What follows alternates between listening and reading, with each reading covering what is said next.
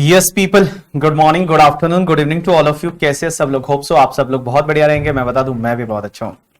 सो आज से हम चालू करने वाले हैं आपका फास्ट ट्रैक बैच, और ये फास्ट ट्रैक बैच आपके मई नवंबर 2023 एग्जाम के लिए एप्लीकेबल है।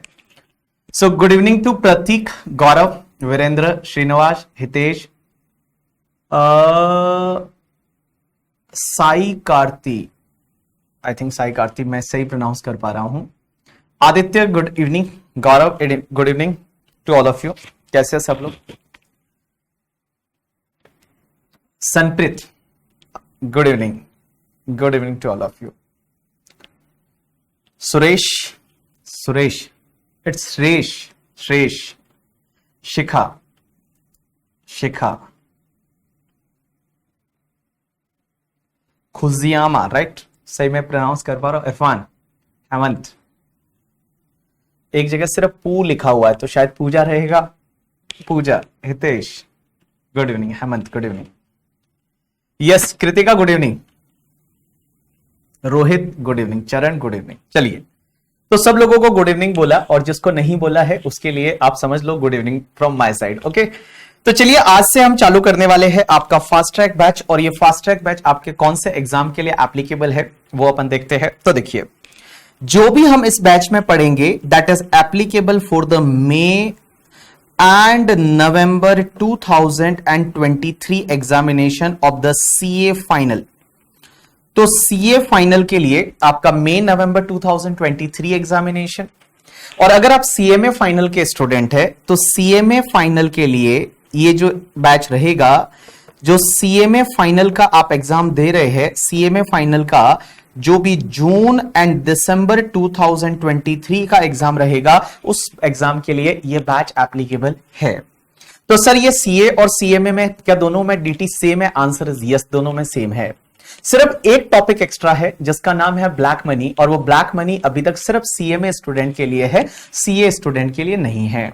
सो ब्लैक मनी जो एक्ट है that is only applicable for CMA student, that is not applicable till now for the CA final. CA final के लिए एप्लीकेबल नहीं है। तो अगर आपके पास कॉम्पैक्ट रहेगा, अगर आपके पास नहीं है, डोंट वरी, आपको 4-5 दिन के अंदर अंदर वॉल्यूम 1 आपको मिल जाएगा। अब एक बात समझना, ये जो कॉम्पैक्ट वॉल्यूम रहेगा, अपन जो पढ़ने वाले हैं वो कॉम्पैक्ट से पढ़ने वाले हैं। यहां पे आपको इंडेक्स दे रखा है, इंडेक्स में जितने भी टॉपिक्स है वो टॉपिक्स दे रखे हैं। तो इस टॉपिक्स में देखेंगे तो लास्ट वाला जो एक टॉपिक है that is the black money act 2015, और यहां ब्रैकेट में लिखा हुआ है it is applicable only for CMA student. ये सिर्फ सीएमए स्टूडेंट के लिए एप्लीकेबल है एज ऑफ नाउ, सीए के लिए एप्लीकेबल नहीं है। लेकिन आशिना, एक चीज यह है कि जहां तक मुझे इनपुट्स मिल रहे हैं कि इन सीए फाइनल जो नवंबर 2023 का एग्जाम रहेगा, मई के लिए तो ऑब्वियसली ब्लैक मनी एप्लीकेबल नहीं है, बट नवंबर 2023 का जो सीए फाइनल का एग्जाम रहेगा, वो सीए फाइनल के एग्जाम के लिए आईसीआई है वो न्यू सिलेबस लॉन्च करने जा रही है। मोस्टली, मैं भी मोस्टली वर्ड यूज कर रहा हूं, और उसमें उन्होंने ब्लैक मनी को इंक्लूड किया है, उसमें उन्होंने ब्लैक मनी को इंक्लूड किया है। तो मैंने क्या किया कि बुक में अभी जो आपको बुक मिली है उसी बुक में मैंने ब्लैक मनी भी डाल के दिया है कि if you are appearing for the November 2023 examination, और अगर नया सिलेबस आता है और नए सिलेबस में ब्लैक मनी एक्ट रहता है तो ऑलरेडी आपकी बुक में पहले से रहेगा करके, और उसके लेक्चर मैं यूट्यूब पे डाल दूंगा, डोंट वरी अबाउट दैट। ठीक है, चलिए तो हम चालू करने वाले हैं। सर एक बात बताइए, अगर नया सिलेबस आता है सीए में और हम जो है वो नवंबर 2023 टारगेट कर रहे हैं, तो क्या डीटी में कोई ज्यादा चेंजेस आएगा? Answer is no. डीटी में जो है वो ज्यादा चेंजेस नहीं आने वाला। जहां तक मेरे पास जो इनपुट है, जो मुझे सुनने में मिल रहा है कि उल्टा सीए फाइनल में कुछ टॉपिक्स है वो हटा दिए जाएंगे। एक तो जैसे सैलरी का टॉपिक है वो ऐसे भी आता नहीं है, आज तक कभी आता नहीं है, तो सैलरी का टॉपिक हटा दिया जाएगा सीए फाइनल से। ऐसे 1-2 टॉपिक और छोटे छोटे जो हटा दिए जाएंगे, और उसकी जगह ब्लैक मनी एक्ट है वो जोड़ा जाएगा। ये छोटा सा चेंजेस है, वो न्यू सिलेबस में आ सकता है इन द सीए फाइनल करके। ठीक है, चलिए अब हम चालू करते हैं अपना फास्ट ट्रैक बैच, और ये जो बैच है सर इसका नाम फास्ट ट्रैक है। तो क्या इसका में अपन बहुत ज्यादा फास्ट जाने वाले हैं? Answer is no. इसमें हम बिल्कुल भी फास्ट नहीं जाने वाले। किसी ने मुझे ये पूछा कि सर क्या न्यू सिलेबस आएगा, उस न्यू सिलेबस में ओपन बुक एग्जाम होगा डीटी का? Answer is no, open book exam नहीं होने वाला है। और सीए फाइनल में कोई भी ओपन बुक एग्जाम नहीं होने वाला, एक्सेप्ट जो पेपर नंबर 6 वो लोग डालने वाले हैं, दैट इज मल्टी डिसिप्लिनरी करके। तो जो मल्टी डिसिप्लिनरी वाला एक सब्जेक्ट जो है उसका ओपन बुक एग्जाम होगा, बाकी किसी भी सब्जेक्ट के लिए ओपन बुक एग्जाम का अभी तक मेरे को नहीं लग रहा है। और जहां मुझे पता चला कि अभी तक नहीं होने वाला, ओपन बुक एग्जाम नहीं होने वाला, और डीटी में तो खासकर नहीं होने वाला। क्योंकि डीटी में अगर ओपन बुक कर दिया जाए, ओपन बुक में आप क्या दे सकते हो, या तो बेयर एक्ट दे सकते हो करके, ठीक है, बाकी आप क्या ओपन बुक में करा सकते हो। और जब बेयर एक्ट दे दिया तो डीटी एक कोर पेपर होता है सीए फाइनल के, तो बच्चों को रिटेन करना चाहिए। तो यहां पे इंस्टीट्यूट का भी ये मानना है कि नहीं, हम डीटी को ओपन बुक नहीं करेंगे, ठीक है, तो ओपन बुक नहीं होने वाला। ओल्ड वालों को कितने अटेम्प्ट मिलेंगे? गौरव, जहां तक मेरे को इनपुट है उसके हिसाब से सीधा फर्स्ट अटेम्प्ट, कोई एक भी अटेम्प्ट नहीं मिलेगा, ओल्ड से सीधा न्यू में ट्रांजिशन हो जाएगा। मींस अगर नवंबर 2023 के लिए एप्लीकेबल होता है तो सीधा मई के बाद सीधा नवंबर 23 न्यू के लिए होगा, जहां तक मुझे इनपुट्स मिल रहे हैं उसके हिसाब से। ऐसा क्यों? क्योंकि बहुत सारे बच्चे नहीं देंगे, मतलब ओल्ड में क्यों कंटिन्यू करेंगे, जब न्यू सिलेबस में अगर मान लो पेपर ही 6 है और जो 2 पेपर है कॉस्टिंग और लॉ है, वो पेपर ऐसे भी अगर सेल्फ पेस मॉड्यूल में चले जाते हैं, और जब आपके पास पेपर 6 है तो कोई भी क्यों ओल्ड कोर्स के साथ कंटिन्यू करेगा जब ज्यादा मेजर चेंजेस नहीं है, ज्यादा मेजर चेंजेस नहीं है, कुछ छोटे मोटे चेंजेस रहेंगे, तो कोई भी ओल्ड कोर्स के साथ कंटिन्यू करना नहीं चाहेगा। So this is all about the, अगर न्यू सिलेबस नवंबर 2023 के लिए एप्लीकेबल होता है तो क्या होगा। तो एक चीज समझना, ये जो बैच में हम पढ़ने वाले, ऑब्वियसली हम मई नवंबर 2023 दोनों के लिए पढ़ेंगे, बट अगर नवंबर 2023 अटेम्प्ट के लिए आप एग्जाम दे रहे हो और ये बैच आपने लिया है, और अगर कुछ ऐसा अपडेट आता है तो I will provide you the video for same, don't worry about that, as well as the notes. अगर मान लो ऐसा हो जाए कि कोई कॉन्सेप्ट उन्होंने डीटी में, तो क्या ही चेंज होगा, क्योंकि ultimately it is based on the law. तो लॉ में अब क्या चेंज हो सकता है, कुछ भी चेंज नहीं हो सकता, बट अगर कुछ भी ऐसा एडिशनल आता है, और अभी आप ये बैच अटेंड कर रहे हैं नवंबर 23 वाले, डोंट वरी अबाउट दैट, सब चीजें हम कवर करने वाले हैं आपके हिसाब से। चलिए, तो सर हम जो है वो क्या पढ़ने वाले हैं, तो हम पढ़ने वाले हैं सीए और सीएमए फाइनल का डायरेक्ट टेक्स्ट का पेपर। सीए में पेपर नंबर 7 है, अभी जो पेपर नंबर है मई 2023 वालों के लिए पेपर नंबर 7 है डीटी का पेपर। और अगर ये चेंजेस होता है नवंबर 2023 के लिए, अगर न्यू सिलेबस आता है, तो यहां पे डीटी का जो पेपर है वो पेपर नंबर 5 बन जाएगा, क्योंकि 3 पेपर रहेंगे फर्स्ट ग्रुप में, और सेकंड ग्रुप में 5 नहीं रहेगा, पेपर नंबर 4 बन जाएगा। DT will be the paper number 4, IDT will be the paper number 5, and 6 will be the multidisciplinary वाला पेपर। ऐसे पेपर नंबर ये जो है ये आपका 4 बन जाएगा अगर न्यू सिलेबस 2023 के लिए आता है तो। अब एक और चीज समझना, सीएमए की अगर मैं बात करूं तो सीएमए के लिए पेपर नंबर 15-16 करके है। पहले 2016 वाले सिलेबस में पेपर नंबर अलग था, अभी नए सिलेबस जो आया है 2022 वाला सीएमए इंस्टीट्यूट का, उसमें ये पेपर नंबर जो है वो पेपर नंबर को चेंज किया है, बट कंटेंट कुछ भी चेंज नहीं हुआ है। So it is applicable for you also. चलिए, अब सिर्फ एक बात बताइए, हम चालू करते हैं आज से फास्ट ट्रैक बैच। हाँ, आज से हम फास्ट ट्रैक बैच है वो चालू करते हैं, और इस फास्ट ट्रैक बैच में सर हम कैसे पढ़ने वाले हैं, तो एक बात बताऊं, एक मेरी आपसे ये रिक्वेस्ट रहेगी। पहली चीज बता दूं, ये फास्ट ट्रैक बैच कोई फास्ट ट्रैक बैच नहीं है, it is not a cut short कि इसमें कट कर दिया जाएगा, समथिंग लाइक दैट, नहीं। मेरा जो एक वीडियो है जो आपने देखा होगा, जिसमें मैंने बताया है रेगुलर बैच और फास्ट ट्रैक में क्या डिफरेंस है। रेगुलर बैच में हम क्लास में लिखवाते हैं बहुत सारी चीजें, मैक्सिमम क्वेश्चन, ऑलमोस्ट क्वेश्चन है वो क्लास में डिस्कस होते हैं, बट फास्ट ट्रैक बैच में ऑब्वियसली जो क्वेश्चन डिस्कशन है वो थोड़ा लिमिटेड होगा। I will cover the question in classroom, don't worry about that, but some similar question I will give you in the homework, जो आपको होमवर्क में करना रहेगा। तो मेरा सबसे पहला रिक्वेस्ट आप लोगों से यही है कि जो आपको होमवर्क दिया जाता है वो होमवर्क को आप टाइमली करेंगे, और थोड़ा बहुत होमवर्क करना पड़ेगा। और दूसरी चीज ये है कि आपको रिवाइज करके आना है, ज्यादा टाइम नहीं लगेगा, ओनली 30 मिनट्स रिवीजन का लगेगा। जितना मैं पढ़ाऊंगा 3 घंटे में, आप 30 मिनट्स में इसको रिवाइज कर लेंगे, और 30 मिनट्स में रिवाइज करके आएंगे दूसरे दिन, और उसके आगे हम बढ़ेंगे। आपको क्या मटेरियल फॉलो करना है, कॉम्पैक्ट और कंपाइलर, ये आपको फॉलो करना है, और जो आपका एग्जाम होगा उसके लिए जो एमटीपी आरटीपी आईसीआई का आएगा वो आपको फॉलो करना है। तो that should be material you should follow for your examination. Compact exhaustive है, answer is yes, compact exhaustive है, डोंट वरी अबाउट दैट, क्योंकि अगर आप बुक का वॉल्यूम 1 देखते हैं तो वॉल्यूम 1 में ही देयर इज अ 450 के approx pages, and in volume 2 also there is a 140 pages, so 540 pages के करीब है वो आपका बुकलेट है, उसके साथ साथ कंपाइलर भी है। तो ये आपके लिए एग्जॉस्टिव मटेरियल है, इतना आप ढंग से करके जाएंगे, आप आराम से अच्छा स्कोर कर पाएंगे इस पेपर में। चलिए, अब उसके बाद हम आगे बढ़ते हैं। सर अगर हम कॉम्पैक्ट कंपाइलर करते हैं तो क्या हमको आईसीआई का मटेरियल करने की जरूरत है, answer is no, there is no need.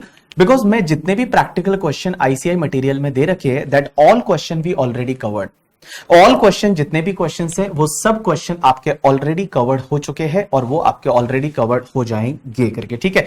Means आपके कंपाइलर में ऑल क्वेश्चन कवर्ड है, तो आईसीआई मटेरियल आप अगर डीटी पेपर के लिए नहीं देखेंगे तो भी चल जाएगा, कोई दिक्कत नहीं है। बिकॉज पेपर अपने आप में बहुत वास्ट पेपर है और इस वास्ट पेपर को मैनेज करना लास्ट के 1.5 दिन में वो ज्यादा डिफिकल्ट होता है। तो इसके लिए आप जो मटेरियल है उस मटेरियल पे आप स्ट्रिक्ट रहिए और उसको आप ढंग से पढ़िए और ढंग से रिवाइज करिए। चलिए, उसके बाद में हम जो पढ़ने वाले हैं, सर इस पेपर का नाम क्या है? तो इस पेपर का नाम है direct tax and international taxation. Sir एक बात बताइए, आज अपन थोड़ी नॉर्मल सी बातें करेंगे। पहले पार्ट में तो बहुत इजी सी बातें करेंगे जो आपने कहीं ना कहीं पे पहले पढ़ा होगा या कहीं ना कहीं पे आपने सुना होगा, वैसी छोटी छोटी बातें करेंगे आज। सबसे पहली चीज एक बात बताइए सर, हम जो पढ़ने वाले हैं यहां पे हम डायरेक्ट टैक्स पढ़ने वाले हैं और डायरेक्ट टैक्स में आपका इनकम टैक्स पढ़ने वाले, बिकॉज डायरेक्ट टैक्स में पहले एक वेल्थ टैक्स और हुआ करता था, अभी वेल्थ टैक्स नहीं है, अभी उसकी जगह सिर्फ इनकम टैक्स है। इंडिया में वेल्थ टैक्स को उन्होंने हटा दिया, पहले हुआ करता था अब नहीं है। तो मेरा क्वेश्चन आपसे यह है कि आप लोग जो इनकम टैक्स लॉ पढ़ने वाले हैं या इनकम टैक्स एक्ट पढ़ने वाले हैं? हम लोग इस बैच में इनकम टैक्स लॉ पढ़ने वाले हैं या इनकम टैक्स एक्ट पढ़ने वाले हैं? चलिए मुझे बताइए, हम इनकम टैक्स लॉ पढ़ने वाले हैं या फिर इनकम टैक्स एक्ट पढ़ने वाले हैं? बताइए बताइए क्या पढ़ने वाले हैं हम। एक और बहुत जरूरी चीज कि आपको रिप्लाई करते रहना पड़ेगा। जब आप लाइव बैच अटेंड कर रहे हो तो आपको रिप्लाई करते रहना पड़ेगा। मुझे बताइए, आप इनकम टैक्स लॉ पढ़ने वाले हैं या इनकम टैक्स एक्ट पढ़ने वाले हैं?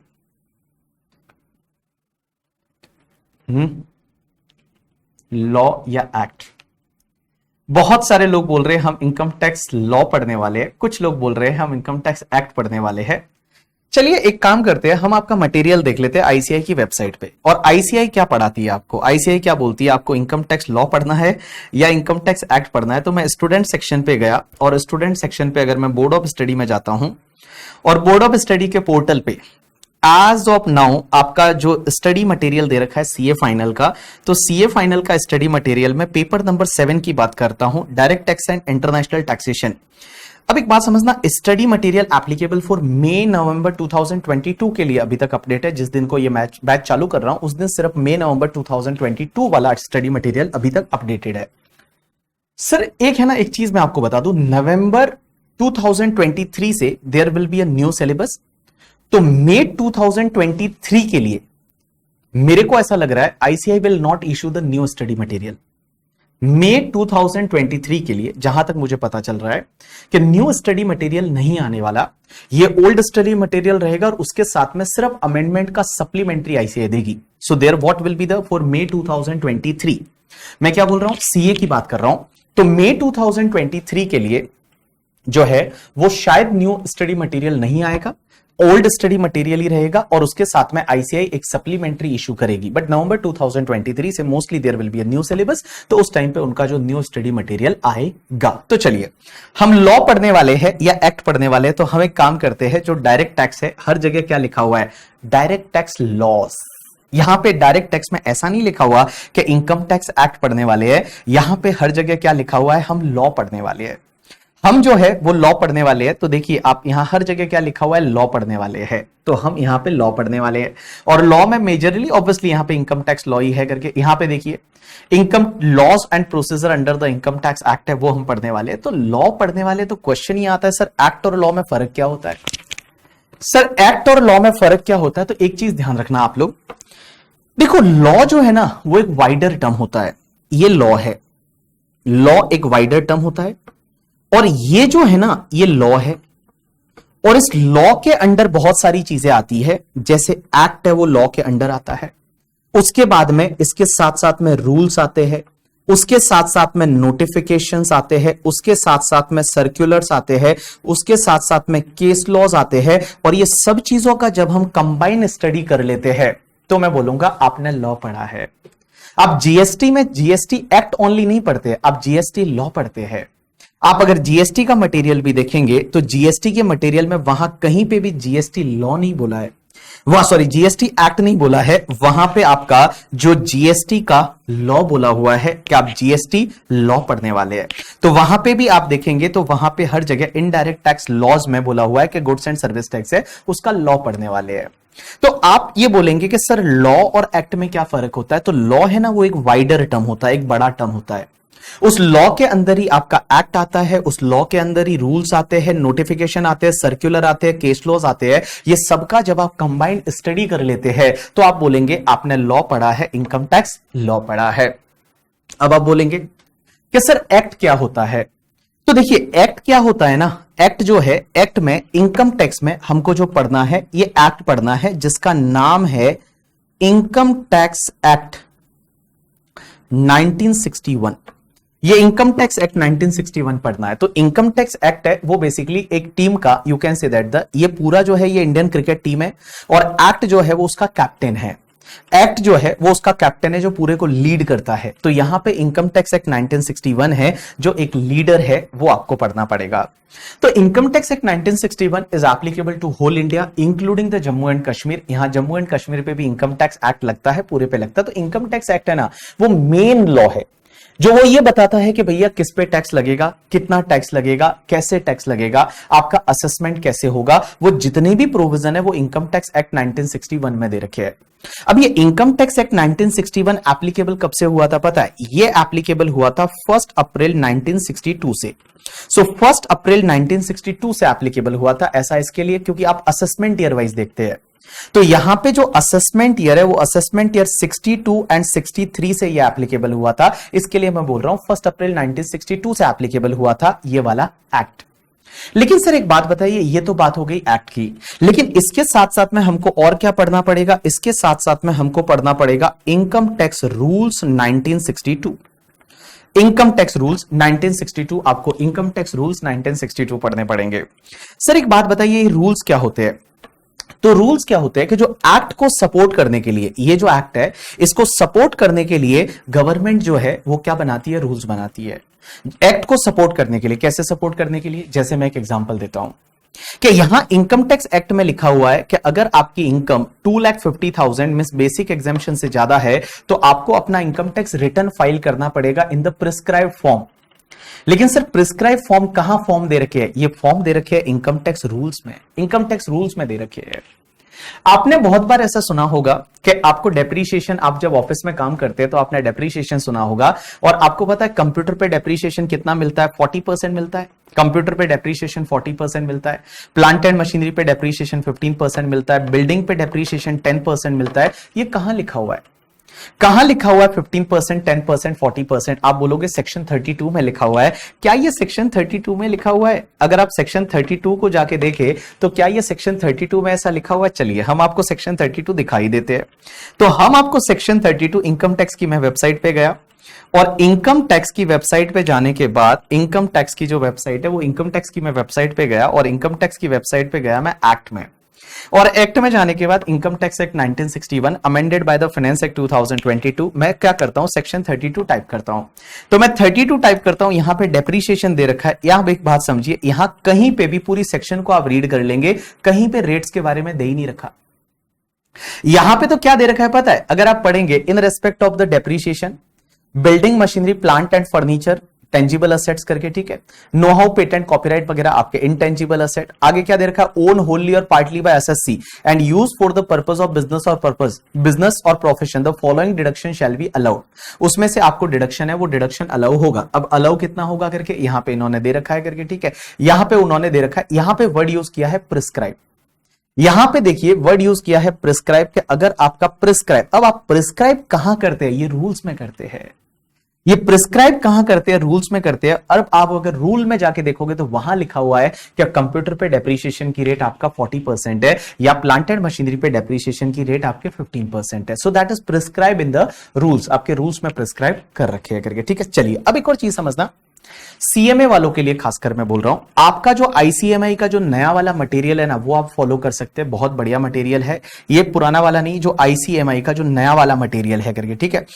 जो नया वाला मटेरियल है जो आपकी वेबसाइट पे दे रखा है, जो सीएमए वाले स्टूडेंट है उनके लिए मैं बोल रहा हूं, आपका नया मटेरियल अपडेटेड है फॉर द जून एंड दिसंबर 2023। तो आप नया वाला मटेरियल से सिर्फ क्वेश्चन देख सकते हैं, बाकी थियरी पढ़ने की जरूरत नहीं। थियरी में आपको यहां पे सब पढ़ाऊंगा। कुछ क्वेश्चन सीएमए वाले स्टूडेंट देखना चाहे तो आप उस आईसीएमआई के मटेरियल, उसको भी आईसीआई बोलते हैं आजकल, तो आईसीआई मटेरियल से आप देख सकते हैं करके। ठीक है, चलिए अब यहां पे हमको एक्ट समझ में आ गया सर, उसके साथ साथ में हमको रूल्स भी समझ में आ गया। सर एक बात बताइए, रूल्स क्या होता है? ऑब्वियसली एक्ट को सपोर्ट करने के लिए रूल्स होता है। जीएसटी में आपको पता रहेगा, जीएसटी लगता है on the value of the goods. अब वैल्यूएशन कैसे करना है, तो वैल्यूएशन के लिए रूल्स बना रखे हैं जीएसटी में, तो सेम वैसा का वैसा। अब एक चीज समझना, एक कॉन्सेप्ट आता है नोटिफिकेशन और एक कॉन्सेप्ट आता है सर्क्यूलर। सर एक बात बताइए, सर्क्यूलर क्या होता है? सर्क्यूलर क्या होता है कि लॉ में अगर मान लो कोई भी चीज को क्लेरिफाई करना है, किसी प्रोविजन को क्लेरिफाई करना है, तो क्लेरिफिकेशन के लिए सीबीडीटी के पास ये पावर है कि सीबीडीटी सर्क्यूलर निकाल सकती है। अब आप बोलोगे सीबीडीटी क्या होता है, तो देखिए सबसे पहले मैं बताऊं, इंडिया में जो फाइनेंस मिनिस्ट्री होती है ना, उस फाइनेंस मिनिस्ट्री के अंदर दो रेवेन्यू के बोर्ड है, one is the CBDT and one is your CBIC. जो सीबीआईसी है वो आपका जीएसटी, इनडायरेक्ट टैक्स, कस्टम वगैरह देखती है, और सीबीडीटी जो मैनेज करता है, central board of direct tax है, ये आपका इनकम टैक्स मैनेज करता है। तो इनकम टैक्स का पूरा जो मैनेजमेंट का काम, एडमिनिस्ट्रेशन का काम है, वो सीबीडीटी के पास है, central board of direct tax के पास। तो central board of direct tax क्या करता है कि अगर किसी भी प्रोविजन में कोई भी कंफ्यूजन है, उसको क्लेरिफाई करने के लिए they have the power that they can issue the circular. Circulars क्या होते हैं पता है? सर्क्यूलर है वो गाइडलाइंस होती है, you can say that some guidelines, कि अगर मान लो किसी भी सेक्शन में कोई डिस्प्यूट आए तो वो पहले ही गाइडलाइंस इशू कर देते हैं, दैट इज कॉल्ड सर्क्यूलर। अब एक चीज समझना, ये जो सर्क्यूलर होते हैं ना, ये सर्क्यूलर है वो डिपार्टमेंट पे बाइंडिंग होते हैं। मींस डिपार्टमेंट जो है, इनकम टैक्स डिपार्टमेंट, उस पे बाइंडिंग होंगे, एसएससी पे बाइंडिंग नहीं होंगे, एसएससी या कोर्ट्स पे बाइंडिंग नहीं होते। अगर आपको लगता है आपके लिए फेवरेबल सर्क्यूलर है तो आप फॉलो करिए, बट अगर आपको लगता है आपके लिए फेवरेबल नहीं है तो आपको फॉलो करने की जरूरत नहीं है। It is not binding to you, it is binding to the department. Answer is yes, it is binding to the department. Department को फॉलो करना ही पड़ेगा। डिपार्टमेंट ऐसे उससे हट नहीं सकता कि नहीं हम सर्क्यूलर फॉलो नहीं करेंगे। Department has to follow that, but assessee, there is no binding on the assessee. If it is favourable for you then you can follow that, otherwise you can ignore that circular. Now what is the meaning of the notifications? चलो sir एक circular का example बता दो website पे। तो मैं बताऊं, अपन बार बार इनकम टैक्स डिपार्टमेंट की वेबसाइट है वो खोलते जाएंगे, अपना रेफरेंस पॉइंट रहेगा। बहुत बार अगर मुझे कोई ऐसी चीज बतानी रहेगी तो मैं इनकम टैक्स डिपार्टमेंट की वेबसाइट पे आपको लेके जाऊंगा। यहां पे अगर मैं सर्क्यूलर का एग्जांपल देता हूं तो देखिए, सर्क्यूलर में मैंने सर्क्यूलर पे क्लिक किया, यहां बहुत सारे सर्क्यूलर है। तो चलिए मैं जैसे एक सर्क्यूलर को यहां पे आपके सामने लेके आता हूं, ये वाला ले लीजिए। हाँ, ये वाला एक सर्क्यूलर है, that is the circular number 18/2022 का। ये सर्क्यूलर किसने इशू किया हुआ है? गवर्नमेंट ऑफ इंडिया के अंदर फाइनेंस मिनिस्ट्री आती है। फाइनेंस मिनिस्ट्री में डिपार्टमेंट ऑफ रेवेन्यू, और डिपार्टमेंट ऑफ रेवेन्यू के अंडर दो बोर्ड आते हैं, one is the CBDT and one is the CBDC. So ये central board of direct tax है। इन्होंने 13 सितंबर 2022 को एक सर्क्यूलर इशू किया था, that is the guidelines issue की। देखिए किसके लिए? Additional guidelines for the removal of difficulties under subsection 2 of section 194R of the income tax act 1961। एक सेक्शन है 194R, बड़ी ही इंटरेस्टिंग सेक्शन है। जब अपन टीडीएस पढ़ेंगे तो आपको बहुत मजा आएगा ये सेक्शन पढ़ने में। और ये सेक्शन से रिलेटेड कुछ डिस्प्यूट्स थे, कुछ डाउट्स थे, तो उसको क्लेरिफाई करने के लिए उन्होंने गाइडलाइंस इशू की, that is called circular. This is called circular. ये सर्क्यूलर का आपके लिए मैंने एग्जांपल लिया कि ये तुम्हारा सर्क्यूलर है। जब किसी भी गाइडलाइंस इशू करना, किसी भी चीज को क्लेरिफाई करने के लिए, दैट इज कॉल्ड सर्क्यूलर। लेकिन सर नोटिफिकेशन क्या होता है? तो देखिए नोटिफिकेशन क्या होता है ना, कि अगर मान लो किसी अमेंडमेंट का इफेक्ट देना है, किसी अमेंडमेंट का इफेक्ट देना है, तो उसके लिए वो क्या लेके आते हैं? नोटिफिकेशन लेके आते हैं। जैसे फॉर एन एग्जांपल, मान लो आज जीएसटी की रेट है वो 18% है, बट उसके बाद में हुआ क्या कि फॉर एन एग्जांपल मान लो जीएसटी में लॉ में चेंज हुआ और उन्होंने बोला कि अभी जीएसटी की रेट 18 की जगह 20 हो जाएगी from the date as may be notified. आपने बहुत बार ये वर्ड सुना होगा, as may be notified. So as may be notified का मतलब क्या होगा? जिस दिन नोटिफाई करेंगे, मतलब जिस दिन नोटिफिकेशन निकाल के लेके आएंगे, उस दिन से ये जो रेट है वो आपका 18% की जगह कितना हो जाएगा? आपका 20% हो जाएगा। This is called your notification. Means किसी भी अमेंडमेंट का इफेक्ट देने के लिए या चीजों को अमेंड करने के लिए वो लोग क्या इशू करते हैं, नोटिफिकेशन इशू करते हैं। ये नोटिफिकेशन इशू करने का पावर किसके पास है, सेंट्रल गवर्नमेंट के पास है, as well as the CBDT के पास है। तो गवर्नमेंट या सीबीडीटी है वो नोटिफिकेशन इशू कर सकते हैं, और notification is binding to the assessee as well as department. अगर कोई चीज नोटिफाई हो गई, तो कोई चीज नोटिफिकेशन आ गया, तो आप ऐसा नहीं बोल सकते नहीं मैं तो इसको फॉलो नहीं करूंगा। आप ऐसा नहीं बोल सकते, you have to follow the notification. आपको नोटिफिकेशन है, उस नोटिफिकेशन को फॉलो करना पड़ेगा। You have to follow the notification करके, ठीक है। चलिए अब एक और चीज समझना आप लोग, अब एक और चीज समझना। सर ये केस लॉस क्या होते हैं, मैं आपको बताऊं। हम इनकम टैक्स में काफी सारे केस लॉस पढ़ने वाले हैं। अब ये केस लॉस क्या होते हैं, क्योंकि हर चीज लॉ में लिखी नहीं जा सकती, हर चीज लॉ में लिखना इज वेरी डिफिकल्ट, क्योंकि बहुत सारे डिस्प्यूट्स हो सकते हैं। मतलब it is impossible to write everything in the law. So क्या होता है, उसके बाद में डिस्प्यूट्स होते हैं, और डिस्प्यूट को रिजॉल्व करते हैं। तो रिजॉल्व करने के बाद जो जजमेंट आता है उसको बोला जाता है केस लॉ।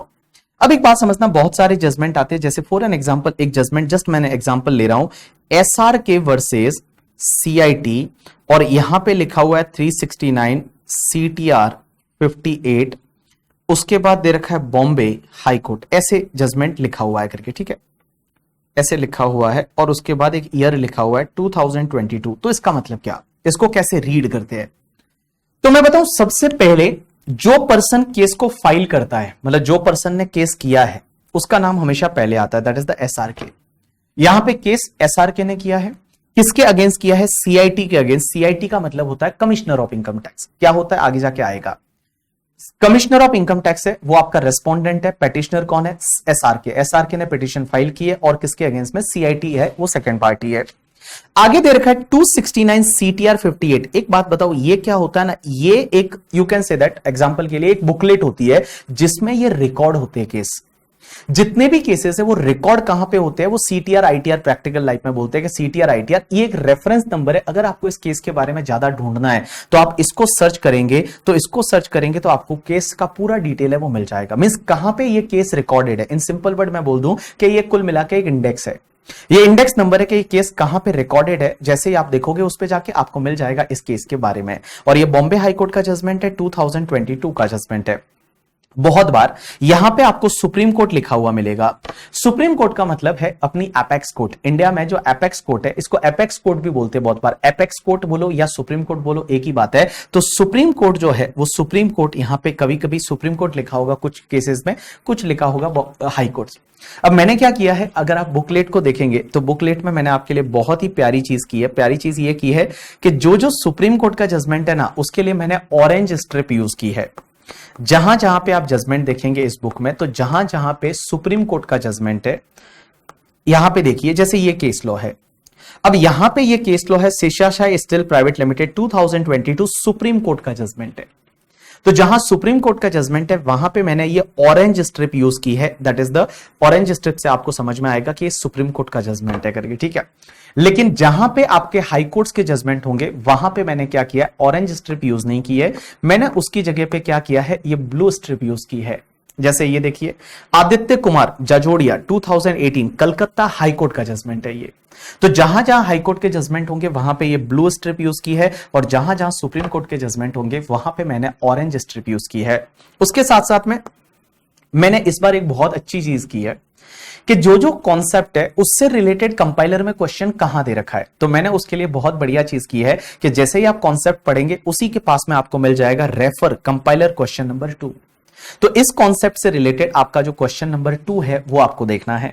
उसके बाद जैसे मान लो ये आपका कॉन्सेप्ट कंप्लीट हुआ, इस कॉन्सेप्ट से रिलेटेड आपको कंपाइलर का क्वेश्चन नंबर 5 है, वो आप देखिए तो आपको वहां पे समझ मिलेगा करके, ठीक है। उसके बाद में ये देखो सुप्रीम कोर्ट का जजमेंट आया बाल कृष्णा, तो यहां पे सुप्रीम कोर्ट का जजमेंट है, तो यहां पे आपका जो ऑरेंज स्ट्रिप है वो मैंने यहां पे यूज किया है। और यहां पे जैसे ये क्वेश्चन आया तो क्वेश्चन नंबर 3 और 21 दो क्वेश्चन है जो इस कॉन्सेप्ट से रिलेटेड है। आप देखिए बहुत मेहनत की है इस बार, बहुत मेहनत की है इस बार करके, ठीक है, बहुत मेहनत की है इस बार in this particular like book के लिए करके, ठीक है।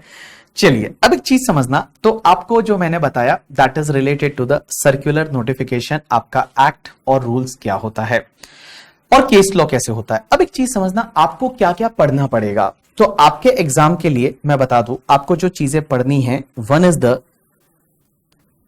इनकम टैक्स एक्ट 1961 है वो आपको पढ़ना है। उसके बाद आपको इनकम टैक्स रूल्स 1962 है वो पढ़ना है। और उसके साथ साथ में आपको पढ़ना है फाइनेंस एक्ट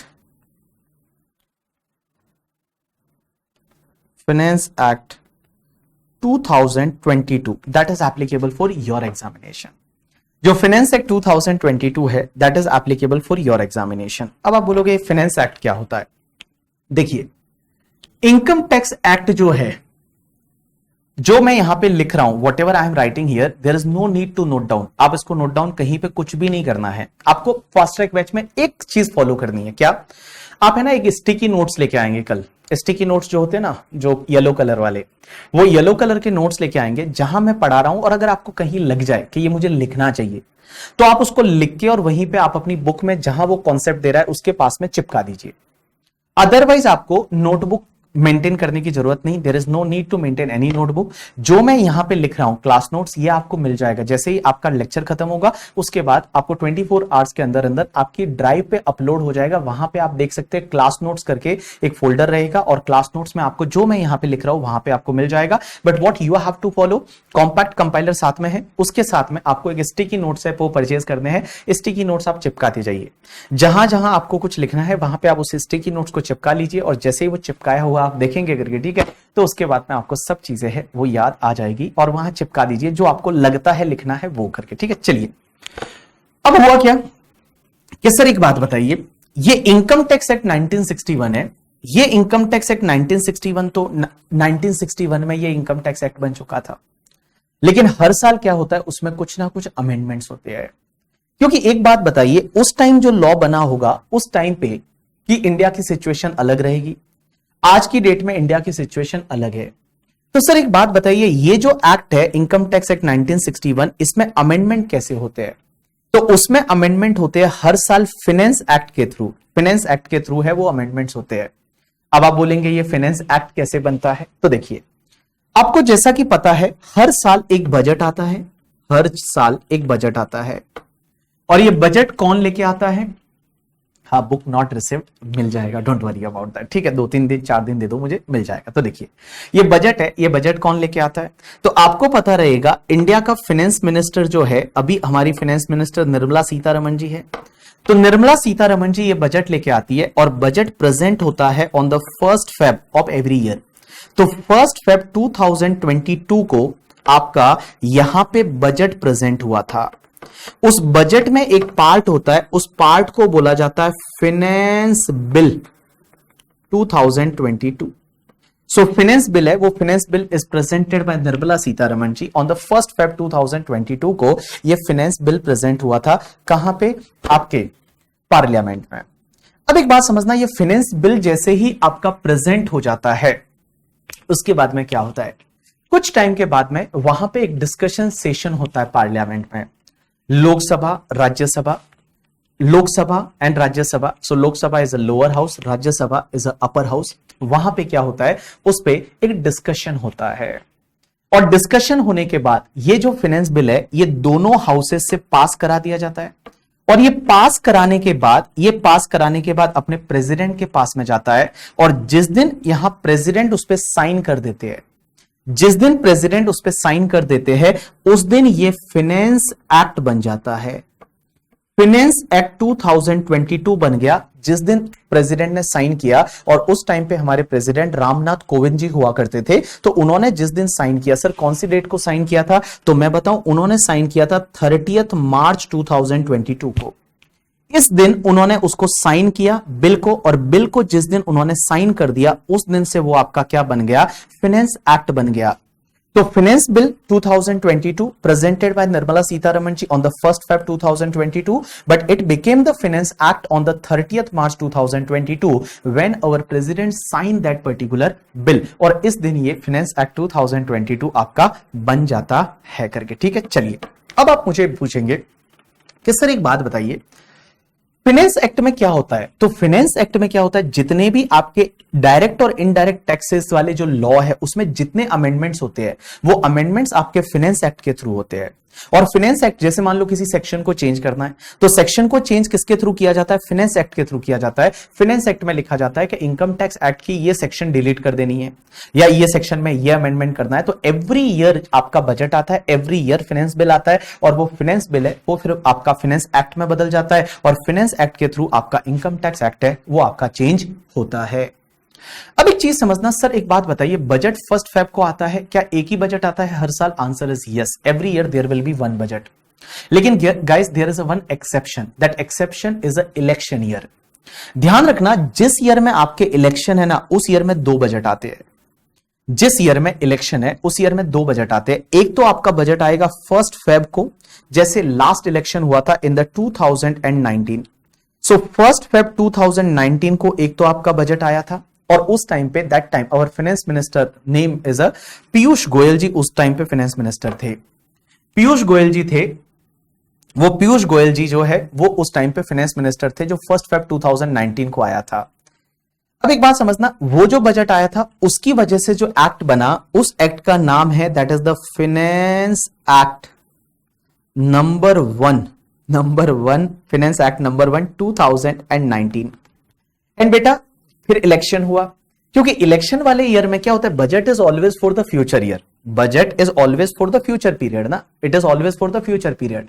सो यहां पे एक बात समझिए, यहां पे 2019 में इलेक्शन था, और इलेक्शन वाले ईयर में क्या होता है ना कि पहले जो बजट आता है उसको बोला जाता है इंट्रीम बजट। ये बेसिकली आपका एक इंट्रीम बजट था, that was not a final budget, और you can not a full fledge budget, it was a interim budget. तो जस्ट इंट्रीम बजट उन्होंने लेके आए, और इंट्रीम बजट में उन्होंने क्या किया, कुछ कुछ बेनिफिट्स दिए लोगों को। बेनिफिट्स क्या क्या दिए अभी मैं आपको बता नहीं चाहूंगा, बट इलेक्शन ईयर में क्या होता है, जो इंट्रीम बजट आता है उसमें कुछ बेनिफिट्स वगैरह है वो लोगों को देते हैं करके, ठीक है। तो ये वाला जो इंट्रीम बजट आता है, उसके बाद में इलेक्शन होते हैं, इलेक्शन के बाद में न्यू गवर्नमेंट फॉर्म होती है, और न्यू गवर्नमेंट फॉर्म हुई, वो बीजेपी की गवर्नमेंट कंटिन्यू की। उन्होंने जुलाई में वापस बजट लेके आए, जुलाई 2019 में वापस बजट लेके आए, और उसकी वजह से जो दूसरा फाइनेंस बिल आया, उसकी वजह से उस साल में आपका फाइनेंस एक्ट 2019 का जो नंबर 2 एक्ट और बना, फाइनेंस एक्ट नंबर 2 2019। तो आपका फाइनेंस एक्ट उस साल में 2 बने थे, वन वाज अर्लियर वाला और उसके बाद दूसरा वाला। तो हम बहुत बार आप सुनोगे देखोगे कहीं पे तो ऐसा लिखा होगा, it is amended by finance act number 1 2019 and number 2 2019। So number 1 का मतलब है जो पहला वाला जो पीयूष गोयल जी लेके आए थे बजट, और उसके बाद दूसरा वाला जो निर्मला सीतारमण जी इलेक्शन के बाद में लेके आई। तो ये सिर्फ इलेक्शन वाले ईयर में होता है, बाकी ईयर में ऐसा नहीं होता। तो ओनली इलेक्शन वाले ईयर में होता है, बाकी ईयर में ऐसा नहीं होता है। बाकी वाले ईयर में आपका नॉर्मली एक ही बजट आता है, ऑब्वियसली आपका एक ही बजट आता है, बट इलेक्शन वाले ईयर में आपके 2 बजट आते हैं करके, ठीक है। चलिए अब एक और चीज समझना आप लोग। सर एक बात बताइए, हम इनकम टैक्स में बहुत सारी जगह सेक्शन पढ़ने वाले हैं, तो इस सेक्शन को रीड कैसे करेंगे? जैसे सेक्शन 12(3)(5)(a), इसको कैसे रीड करेंगे? इसको किसी को आपको फोन पे बताना है कि हे listen, you want to communicate this section to other person on the phone, how you will communicate, how you will tell?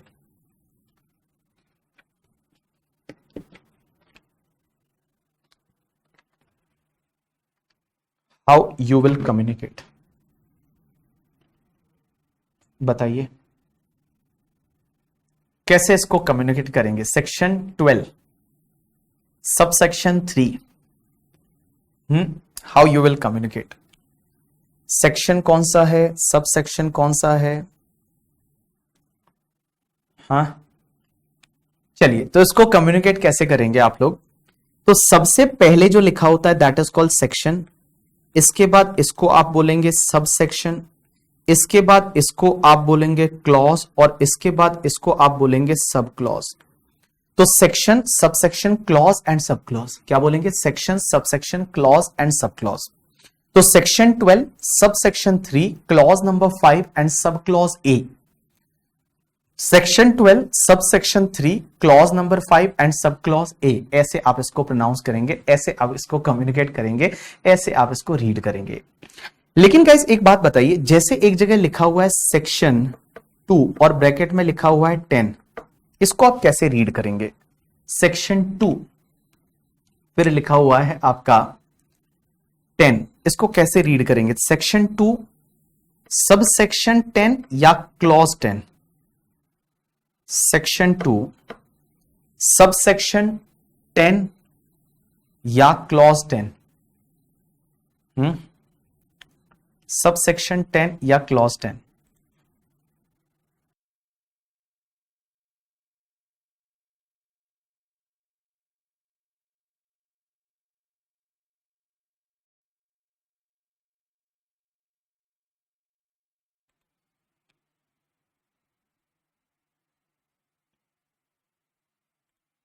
हाँ भाई,